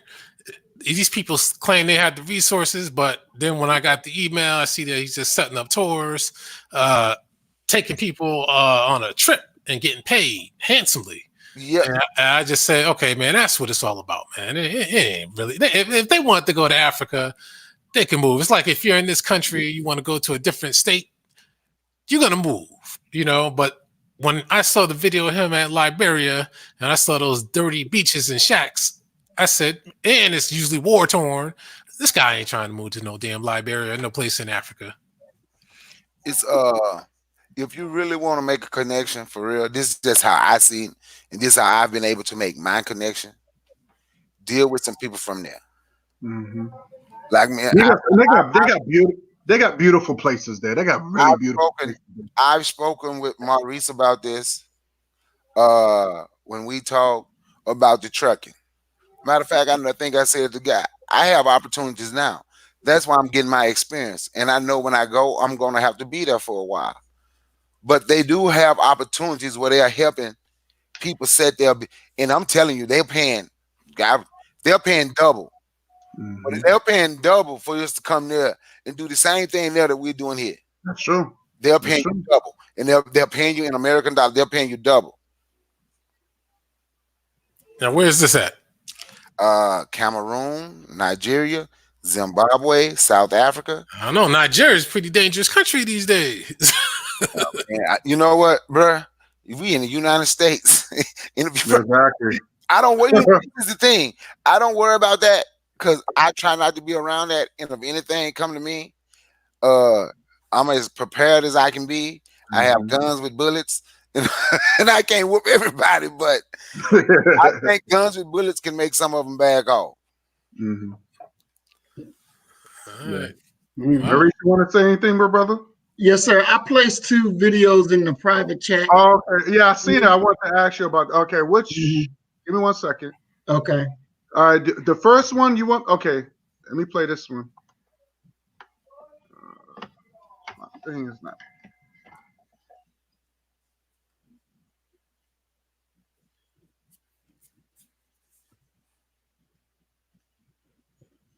But I'm gonna tell you some, Alquan, right?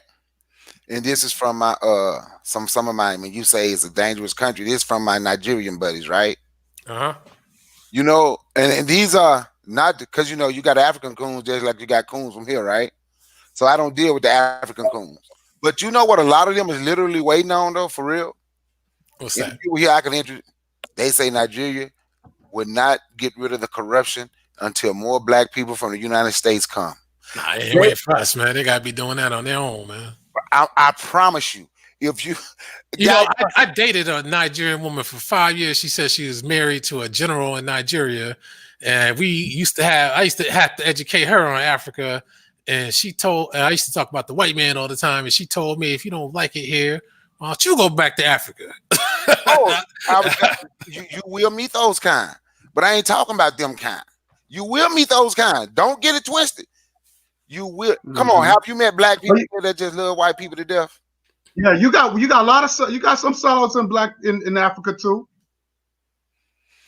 Alquan, ain't you met some black people here that just love white people to death? Don't care what white people. Definitely. Yes, I ain't talking about them kind. I don't deal with those type of black people here. I ain't gonna deal with those type of black people from Africa.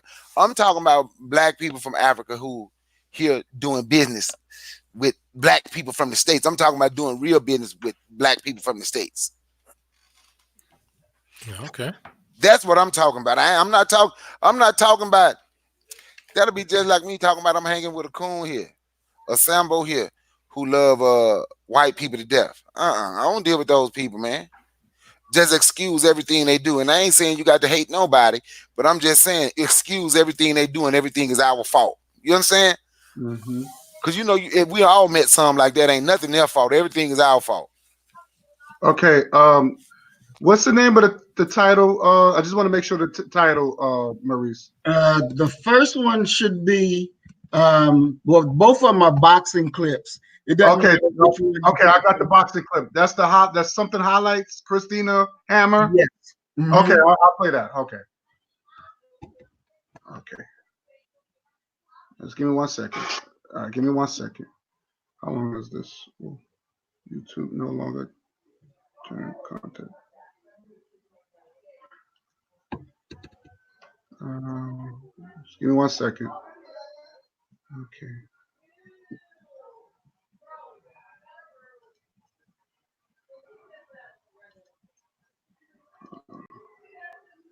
Y'all see this? Yes. Y'all see it? Yeah. Okay. All right.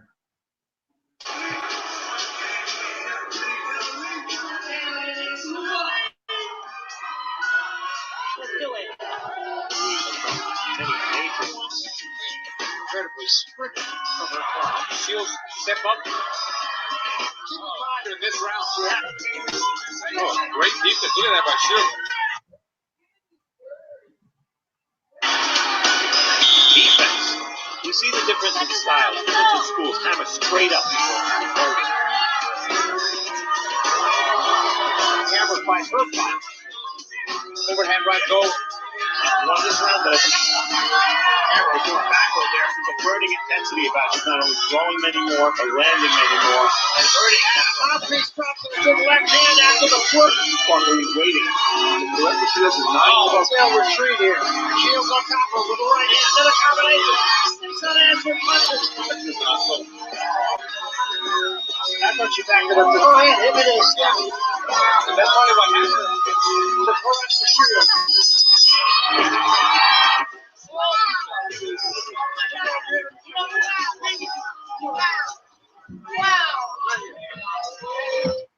Okay. Okay. Now, let me say, I want to say something before we go to the next one. Okay. What we just watched was a sister who beat that cracker and took her belts as well. And if you notice during that fight, she swung. I'm sorry. Here in Carson, Sorry about California. that. She swung. I'm sorry. She swung at our sister, and it was 5 different swings that she punched at her and missed. The sister, if you notice, she stayed, her feet was planted, and she was just ducking and dodging, didn't move her feet, and the cracker couldn't land a punch. Now I'm showing you these videos for a reason, because you have to the facade, the falsehood that these demons can't be beat, that they can't be touched, is a true falsehood. And going forward, 2020 is about challenging our enemies. 2020 is about not living and being how we were in the past, where we just go along to get along. 2020, stop all of that. So I want us to look at this other fight as well, because this sister is fighting this cracker that's like 8 feet, about 8 feet tall, I believe. She's a former basketball player, and she never lost a fight. But when she fought our sister, and you see the power that our sister hit that cracker with, and I guarantee you, she felt the power of God. Okay, Brother Guy, go ahead and play that one. Gotcha. Just give me 1 second.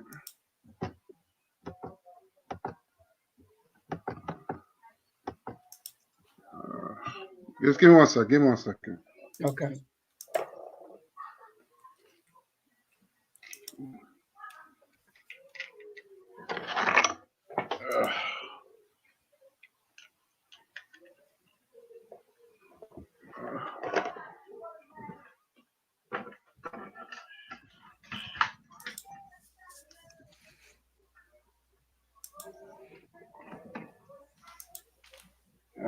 All right, there we go. All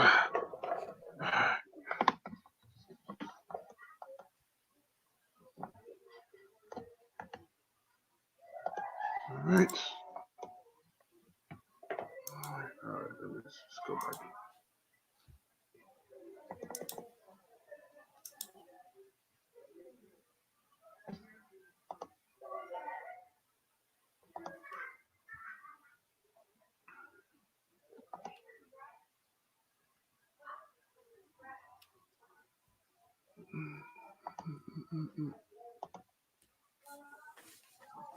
All right, let me just put that in here real quick.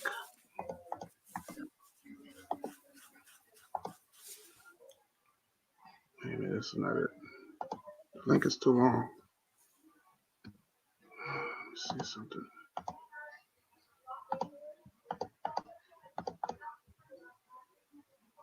See something.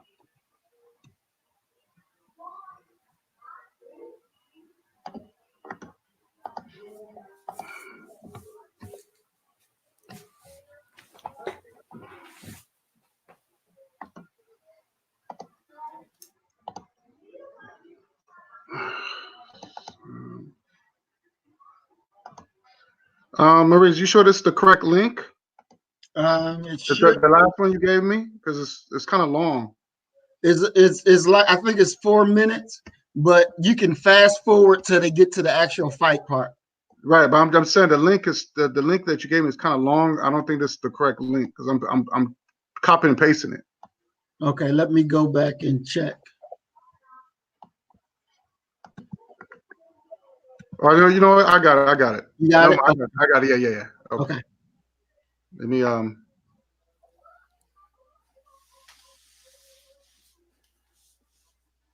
right, give me 1 second. All right, I'm gonna share this. How is this? It's the same thing.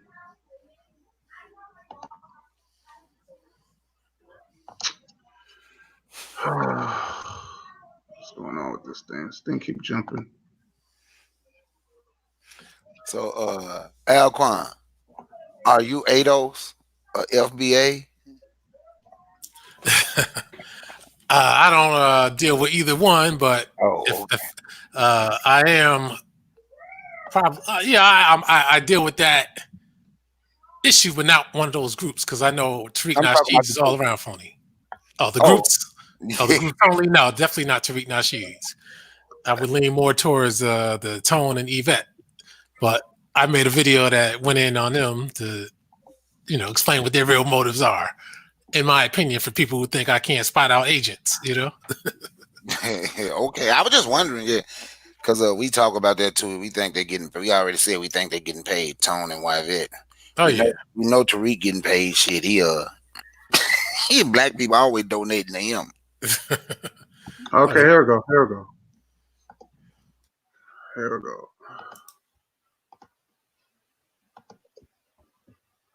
Y'all see this? Just let me know when y'all see it. Yeah. Okay. Yeah, he got the Ann Wolf video. And now, ladies and gentlemen, the judges are ready. The fighters are ready. We need to know, Biloxi, Mississippi, are you ready? Introducing first, starting out of the red corner. She weighed in at 170 pounds and wears tonight the trunks of red, white, and blue. Her record, unblemished in 18 bouts. She has 18 victories, 15 of those by way of...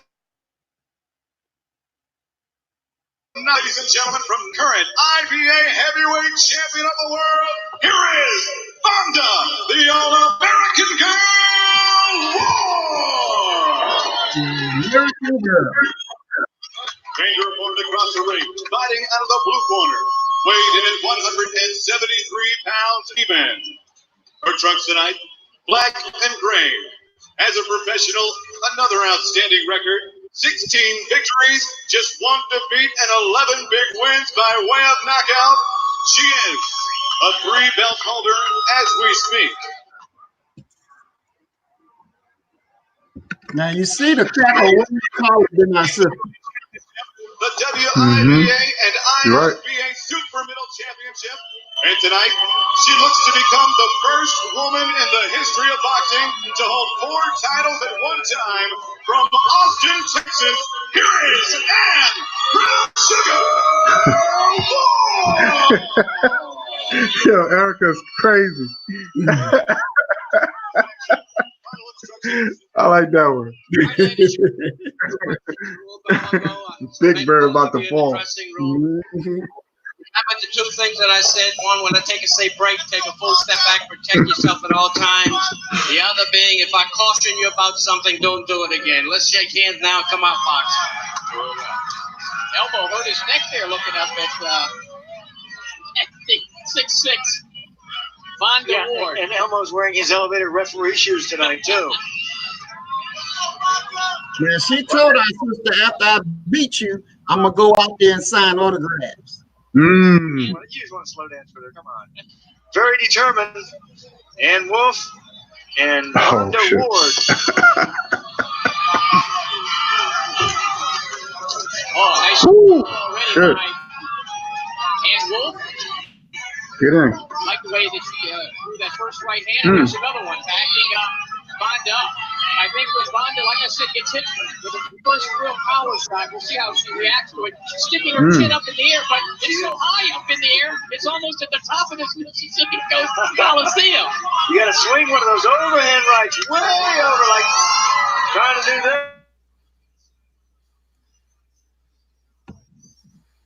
Damn it. And see. Vonda a little tentative, though. I think she's already tasted a little bit of the power.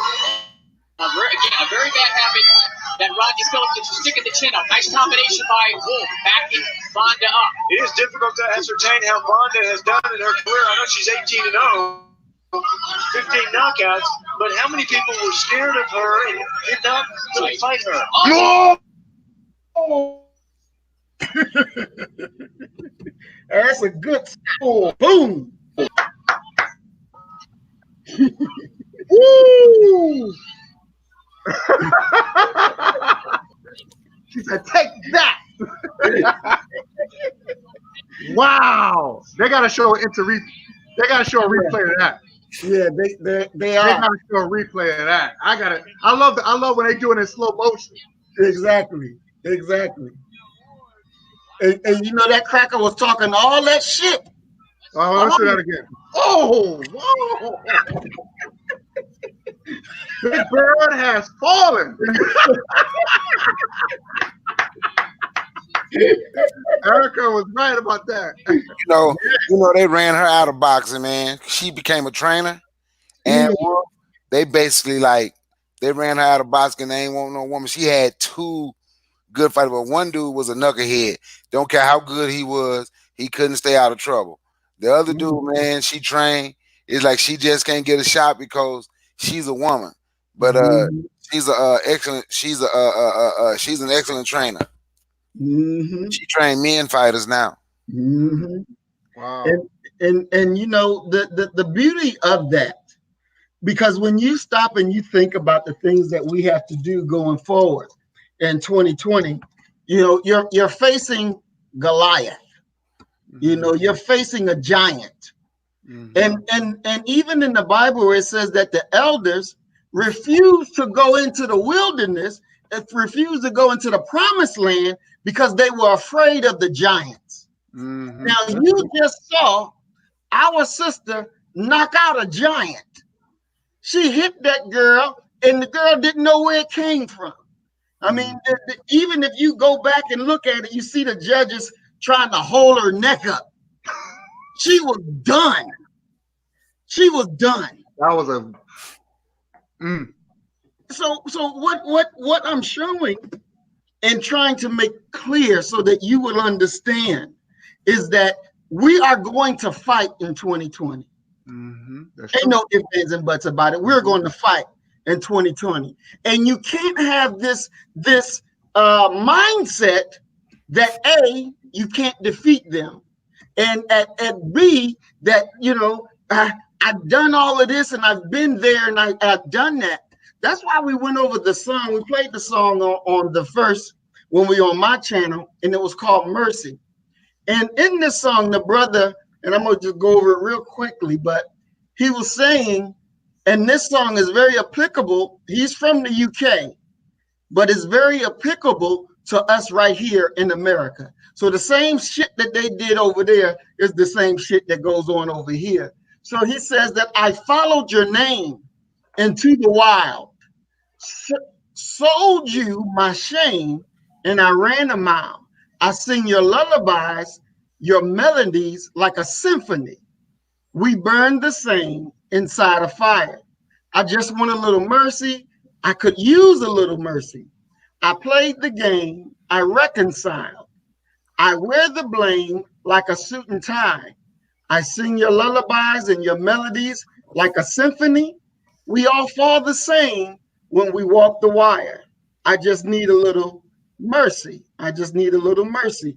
I drank your holy water, your liberty, your make-believe. I could use just a little mercy on me. I keep burning and you keep turning me down. I keep burning and you keep turning me down. Now, how to go ahead and understand this and how it affects you and me, how this tells our story. You know, we have followed this cracker into the wilderness, into the wild. We followed this cracker off the war to fight for wars that did not free us, that did not help us, not one bit. But we followed that devil, thinking that we would become what the words on their constitution really means. that we would be able to embrace being American. So it says, I showed you my shame and I ran them out. You get with these demons and you tell them all your business because they say slick words to you and me that make them seem like they're quote unquote down. But they use what you tell them against your own self because they have no loyalty to you. They have loyalty to their own. And he says, I sing your lullabies and your melodies like a symphony. There's nobody that sing those songs like we do. You take the damn, what is it, the nursery rhyme, Mary Had a Little Lamb. You take the other nursery rhyme, Twinkle, Twinkle, Little Star, and you sing it better than they do. You sing their anthem better than they do because they don't have a spirit to be able to feel the genuineness. So it says, I played the game and I reconciled. See, you go around and you say, we've all said it at some point. Well, if I follow their rules, if I play their game, then maybe I can get some of what I earn. Not something that maybe you should have, but something that you've earned. And you still don't get it, regardless of how they put it. So it goes more and says, I need a little mercy. I drank your holy water. That means I drank your religion. I accepted your way of life. I understood your liberty and your make-believes because they talk about liberty and justice and all this foolishness, and you buy into it. You buy into their Santa Claus and their Easter Bunny, and you're putting your tooth under the tooth pillow for the fairy to come get it. You tell your children these damnable lies, and then they still kill you. They still beat you, and you still hang out and cry for mercy from a demon that has no mercy to give you. So in 2020, we cannot continue to be beggars of mercy. The only mercy that you're going to get is the mercy from your brothers and sisters when you come to us and you say, hey, look, I made a mistake. I did something wrong. And we reconcile that because we, Black First, we have to be in unity going forward in 2020 because the devil will always be that. And we have to be prepared 100%. Just like when Brother Bakari was saying, the goddamn Arab locked them in the store because he was about to try to do to them what they did to other of our people. But Brother Bakari and his friend, they had their shit and they was telling him, do it and see what happens to you. See, because they beat us and there's no meaningful response, then that trains their mind that I can do it to the next one because the next one is going to respond like you. But Brother Bakari and them said, the hell you will. Lock that door and see what happened. And the cracker backed up. You got to understand that this shit all has to end. They get on videos and stop you from doing this and stop you from doing that. Who the hell are they that you got to feel that you owe them an explanation? Push their ass out the way or break their goddamn jaw. I guarantee you they won't do that shit the next time.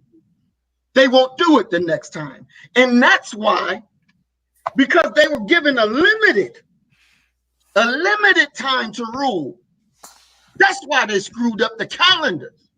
When you start at the lunar calendar, that gives you precise times. Then they changed it, and the Romans said, well, no, we don't want this. We don't want it like this, so let's change it and put our way on it. Then they go and trying to do that because they came up and said, well, we got to add a half a day. So they added a fourth of a day because they couldn't still make it work so it goes and coincide with nature. And it never did. And it was screwy. And so the Romans came back to try to do it again because they don't like for your success. That's why Napoleon tried to blow the nose off the Sphinx, because he didn't like it, because it did not say this is what whites did. It said this is what blacks did, and they tried to destroy it. So then after that calendar didn't work, then they bring you the Gregorian calendar by the Pope. And in this calendar, they set it up still wrong, because even when the Egyptians had their calendar, it was still 365 days. But this devil want to put his twitch to it. So the Pope said, okay, we're in the dead of winter. They're going to say, this is the new year. In the dead of winter. When in nature, the new year does not come until you see the flowers bloom and the trees come back to life. That is your new year. But they had to change it so that you don't keep in contact of what real time it is and knowing that it is their fall. So they use that to trick you to the rise of your own time. So you have to be wise now. You have to understand that everything and everywhere is a battlefield. Now, I said last week on the live about the dragon chasing the woman. And I taught that with that and the flood that comes out the dragon mouth to drown and kill the woman so that she doesn't produce that black baby that's going to free our people. And I said that the earth will rise up and eat up the propaganda. So you have to ask, well, what represents the earth that they will rise, eat the propaganda to save the black woman? What is meant by the earth? I posted a video that Emil had done, and he's in the chat now. I posted a video that he done on our page, and somebody asked the question of what is his motive? What is his motive for giving good information, but he's not one of us? His motive is to bring to light what they're doing to you so that you can understand that. So it's people like Emil, it's people like Macom, that they will come and they will eat up the propaganda to make sure that the black woman stays free. Because this is war.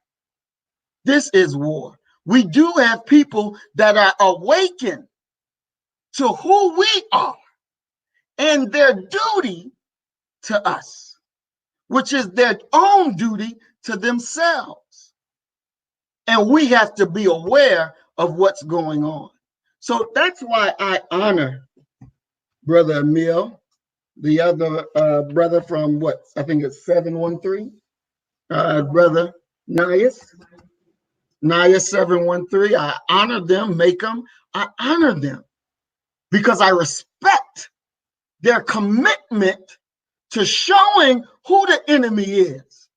And they do it in a way that's not offensive. They bring the truth and they don't spare it. They don't spare it. And I will always thank them for the service that they provide without us even asking for them to do that, because they understand what time it is. And so I don't want us to go away without knowing that we do have allies, we do have helpers, we do have people that see and say, here am I, I'm with you. I'm going to fight this fight and I'm not going to fake it. I'm going to do what I got to do to help you survive, because it is wartime. It is time for battle. And so I just want to say, take this time out as the enemy celebrates their new year and just say thank you. I want to thank you for your service that y'all have done for us. I want to thank you, God, for your service that you do on the behalf of our people. And you're not fake with it.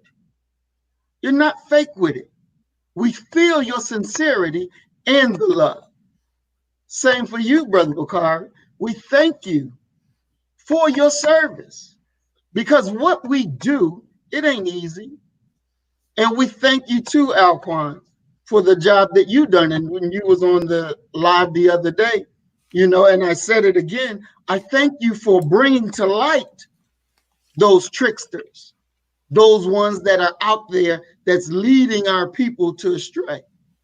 I appreciate the work that you do. I appreciate the work that our chat family that follow our channels and show up when we're giving a message, because it all matters. You got to think about it. You need to ask yourself, why am I awoke during this time when there's other people of our people that are still asleep and don't understand? But you are awoken because our God has determined for you what you would be doing to free our people. If we were back in chain slavery, what you are doing now, you would have been doing it back then. Your birth is not an accident. You coming to wisdom is not an accident. Accept your role, accept your place, and be yourself. Because we are a team. Trust and believe we are a team. And it is our job to cast truth at falsehood till we knock out its brains. And we have the power to get it done. So 2020 is a year for battle. 2020, you will see that we'll be in Mississippi 2020. We will be there physically. And now we're thinking about names. So I want to add you all to this. Come up with names of what you think we should rename the city. Some of the names that we've came out with is Black Israel. What are the names like? I know it's Israel, Zion, Black First, Akibalon, whatever we decide the name to be. And I want you to take part. I want you to take part. So pick a name, drop it to us so we'll know, and we'll put it in the basket. And when we decide what name it is, and we'll come before the people and let you know. So I'm telling you now, get yourself together, get ready, because we're going to have a party in Mississippi, because that's the day where we will rule. And I'm going to rest my mic and let my other panel members come in and say what they need to say. Let me go. I'm a Black Settlement, Brother Maurice. Black Settlement. Black Settlement, Mississippi. Yeah, but look, I'm gonna say this, man, because I'm getting this is normally time I'm waking up getting ready for work. I'm getting tired, so I'm gonna get off, man. I thank you for bringing me on, Brother Guy, Brother Maurice. You know, it's always a joy sharing the panel with both of you brothers. Brother Alquan, this is my first time being on the chat with you, so you know. That's the second time. Okay, the second time. Yeah. Oh, okay. I just don't remember. Maybe the first time we was arguing or something. But, you know, I understand you don't do the Pan-Africanism thing, and this is how I get down. And anybody here, they'll tell you this: as long as we got the same end goal, we don't have to think the exact same way on everything. As long as we got the same end goal and we willing to work together, you don't have to believe exactly like you don't have to believe in Pan-Africanism like me. You don't have to believe in Africa like I do. But as long as we got the same end goal, we on the same team, bro. I just want you to know that. All right. We'll be on the same team. We ain't gonna believe the same way. I'm glad the chat was here. Before I get off here, I appreciate the chat. I thank everybody for listening. And if y'all have not subscribed to my channel, it's called Brother Bakari. Y'all can go to the channel, see if you like some of the content, and subscribe, like, share, subscribe, just like you should do here with Brother Guy. But once again, man, peace. I love y'all. I'm gonna lay down and give me some Z's. I'm dog tired. All right, man. I love y'all. See y'all in 2020. Yes, sir. Love you too. All right, brother. Peace out. Peace.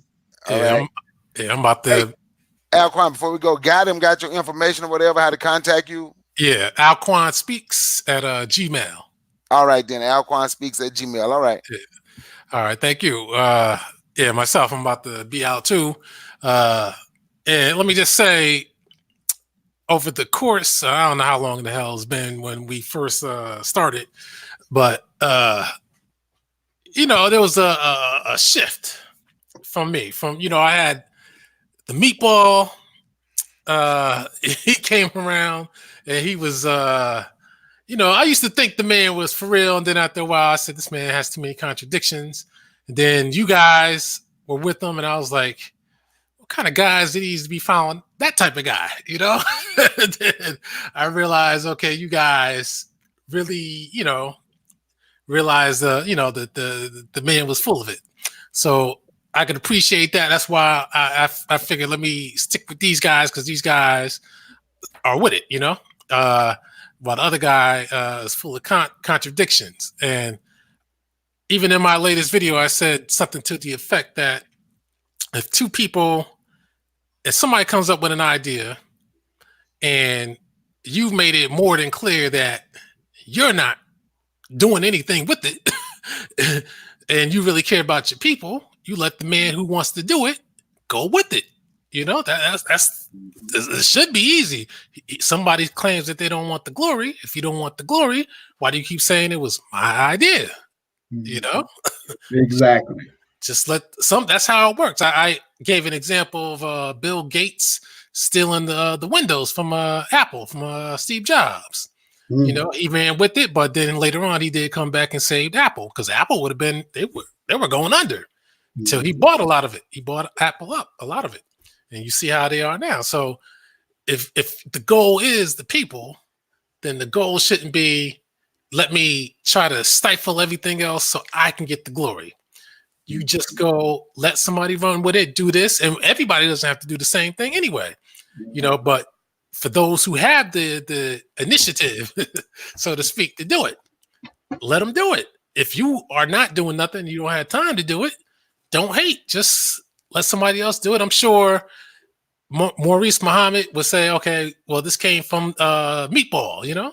So, I mean, it's better to do it, let somebody else do it, instead of trying to hate. Because number one, and I'm going to close, the gay situation, I thought that was just an excuse just to hate. That's the way I took it, you know? Because, I mean, if you want guys sliding up in your butt, I mean, that's on you. But most people don't want that. So, you know, you just let that flow the way it's flowing, leave that out of it, and stop arguing. Show me that you're really about the people. And I'm done with that. But I appreciate you guys for being real. You know, I don't agree with that Pan-African stuff, but still, I'm with it. Excellent, excellent. We still on the same team, bro. We got the same end goal. That's right. Except if it ends up in Africa, though. That's a different end goal. Hey, look, you don't have to be there to benefit from it. And I don't have to be here for the benefit from what's going on here. As long as we benefiting one another. All right, I can get with that. That's the end goal, bro. As long as we on the same team, understand we need to stick together. That's it. I hear that. I just want you to understand that's how I get down. And I know you're going to take shots, and I'm going to take some shots too, but it's all good. I'm going to check those documentaries out too. All right, thank y'all. I'm out, man. Thank y'all, man. Once again, check out my channel, Brother Bakari. Peace out. I love y'all. All right. Peace, bro. Love you too. Bro, guy, we can't hear you.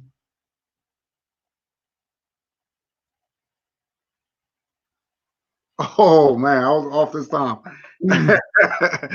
But this was a great live, man. I mean, I thank you for putting your show on my channel. You know, like I said, whatever I can do to help to get the message out. Again, Happy New Year, and let's make our New Year a stronger year to fight what we got to fight. Because, like I said, this is a mission we have to accomplish. We have to win. I'm a winner, you know. That's right.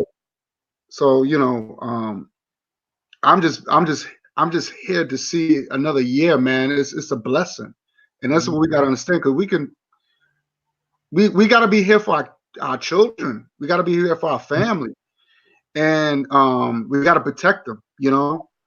Exactly. So that's why I'm saying that seeing another year is a blessing. You see a lot of famous people. Let's look at all the famous who got money, who got all this wealth, and they dying before us.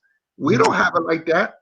But you got all these famous people who got money, who can buy and a chef where they can stay healthy, but they dying quicker. You know what I mean? And they got all this money. So that's how I look at it, like, wow, these persons died and I'm still here. So I just think that it's I know I have a mission. You know, I know I'm here for a reason. That's right. So I want to thank you for the things you have done, and whatever I can do to support, I'm going to support you all the way. I remember Alcuin had talked about structure, and he was telling Meatball, when he considered Meatball, that's funny. He was saying that what about the structure? And I want to equate that with the family, the power basis with family, the black man, black woman, and child. And that's always linked to Africa. And you can't, like I say, you can't hate Africa because Africa always been the roots of family and structure. Exactly. So so when you say, when people say I hate Africa, I'm not into Pan. Pan means abroad. That's all it means. But we're African people. Now, if those people don't want to consider them African, that's fine. But when you come in my house, this is Pan-African. This is African. Pan means abroad. I'm abroad African. Because I know what I came from. Because sometimes you know just by spiritually So it'd be like, wait a minute, I'm braiding my hair, dreadlocks, all that came from the motherland. So the stuff that we do is African. Everything that we have done, that was productive, even if all that came from the motherland. So we always been to observe nature.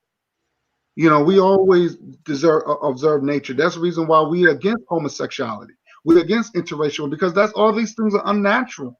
That's right. If you love yourself, you're going to marry your reflection. Yes. So it doesn't make any sense. So we have to, and I'm just going to just make my conclusion what I've heard and what I absorbed today. We saw the videos. It just shows you how powerful we are. And we, I see our sisters knocking that woman out. Our sisters always been warriors. That's right. Always been warriors. So it's nothing new to me. It might be new to some people, but it's nothing new to me. When I see sisters brawling, that's nothing new. If you look at the movie look at the movie Black Panther, look at how the king T'Challa, he had all them sisters around him. He didn't have men. That's right. He had sisters that was willing to die for him.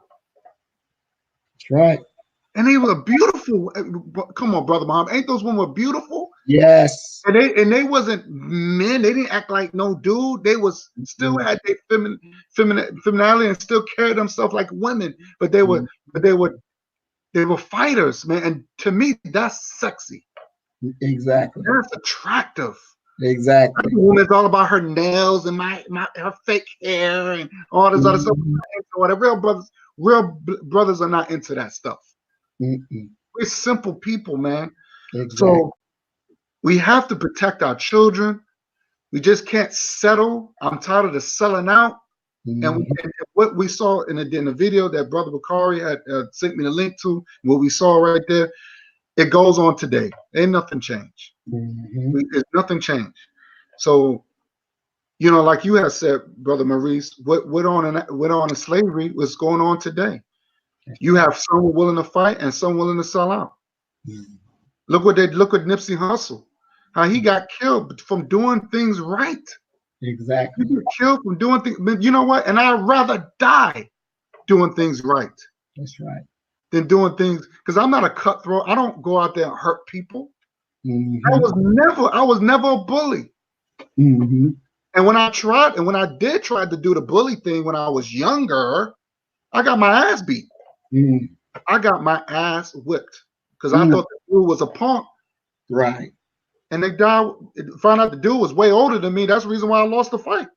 But that was a learning lesson. I was only 10 years old. The dude was like 15, you know. I'm thinking like, because I'm winning fights in school, and I'm like, oh, I'm a big man, Mike Tyson. Right. And I had all this, and I got my ass beaten. I learned a big lesson. That's what I'm saying. I'd rather learn it when I was younger, so I won't carry that with me.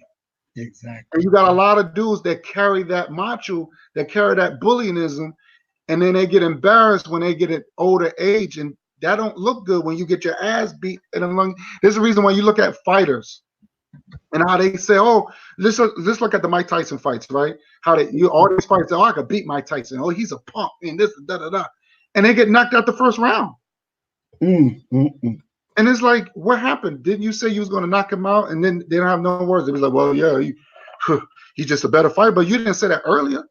So I'd rather, that's why when that happened to me, Maurice, I stayed humble for the rest of my life. That was a big learning lesson. And I never liked the whole bullying and tearing people down. I don't like that. That's not in my nature. So I'd rather be who I am and just be humble. I know I'm a fighter. I know when you push me to a limit, I'm gonna go all the way with it. I could be a peaceful man. I could be a man of peace. I could be a man of war. Just like you, brother Maurice, you could be a peace of man. You could be a man of peace and you're a man of war. And when you go to war, ain't nothing stopping you, bro. I know you. Ain't nothing stopping you. So we have to, in 2020, man, this is a decade. Yes. A decade, man. My kids are getting big, and this is a blessing to see a decade, man. And that's how you gotta look at it, man. And I want to say Happy New Year, and I want to give my blessing because I know I got God in my. I know I'm God. Go ahead. I'm giving my blessing to the people, that show me love. And show you love and show Bakari and even Alquan. So I want to say thank you, brother. I know this is your show. This is not my show. This is your show. And I want to make it powerful for you. I want to help you. I want to make it powerful. And I just want to thank you, man. Just thank you for everything. Thank you for the time. And like I said, I got to buy them shirts, man. You didn't get back to me on that. All we need, because wife got the address, but we couldn't find it. So just text me the address, and the shirts are on their way. And just tell me how I pay you, because I want to give you the. All right. Okay. We'll settle that. We'll settle that. Yeah. We'll talk about. We'll talk tomorrow. We'll talk tomorrow. Okay. All right. So I just want to thank you, big brother. And you my brother for life, man. You've been a very inspirational person, and this is I'm because we being that we in a new deck, we in a new this is a new year. I just want to just give my appreciation, because I don't want to say it when you're dead and gone. I want to say it when you're alive and well. That's right. And I hate when people do that. They say all these nice things when they're dead and gone. No, I want to say it when you're alive, because I'm about life. This is the reason why I represent the Unk. Because I'm a man of life. That's right. And brother, I appreciate you. All my heart, man. Real talk. Definitely love you and appreciate you as well. Oh, and I talked to the brother from the Forecast, and he's in Virginia, and I asked him, what about me, you, him, and Bakari doing the program in Richmond? And so he sounds all good for it. We'll give him a call and see if we can set it up. So we got that in motion, big bro. We got that in motion. Yes, sir. Perfect. Definitely. So you want to close out? This is your show, man. Yes, sir. I just want to say again, thank you. And we really appreciate it. Definitely, because if it wasn't for you, we wouldn't have a program tonight. They sure shut us down on YouTube. So, I really thank you for that. You are my brother. I love you to life. And, I'm glad that we're together, because we strengthen each other. And to our fellow families that's in the chat, again, I want to tell you that I love you.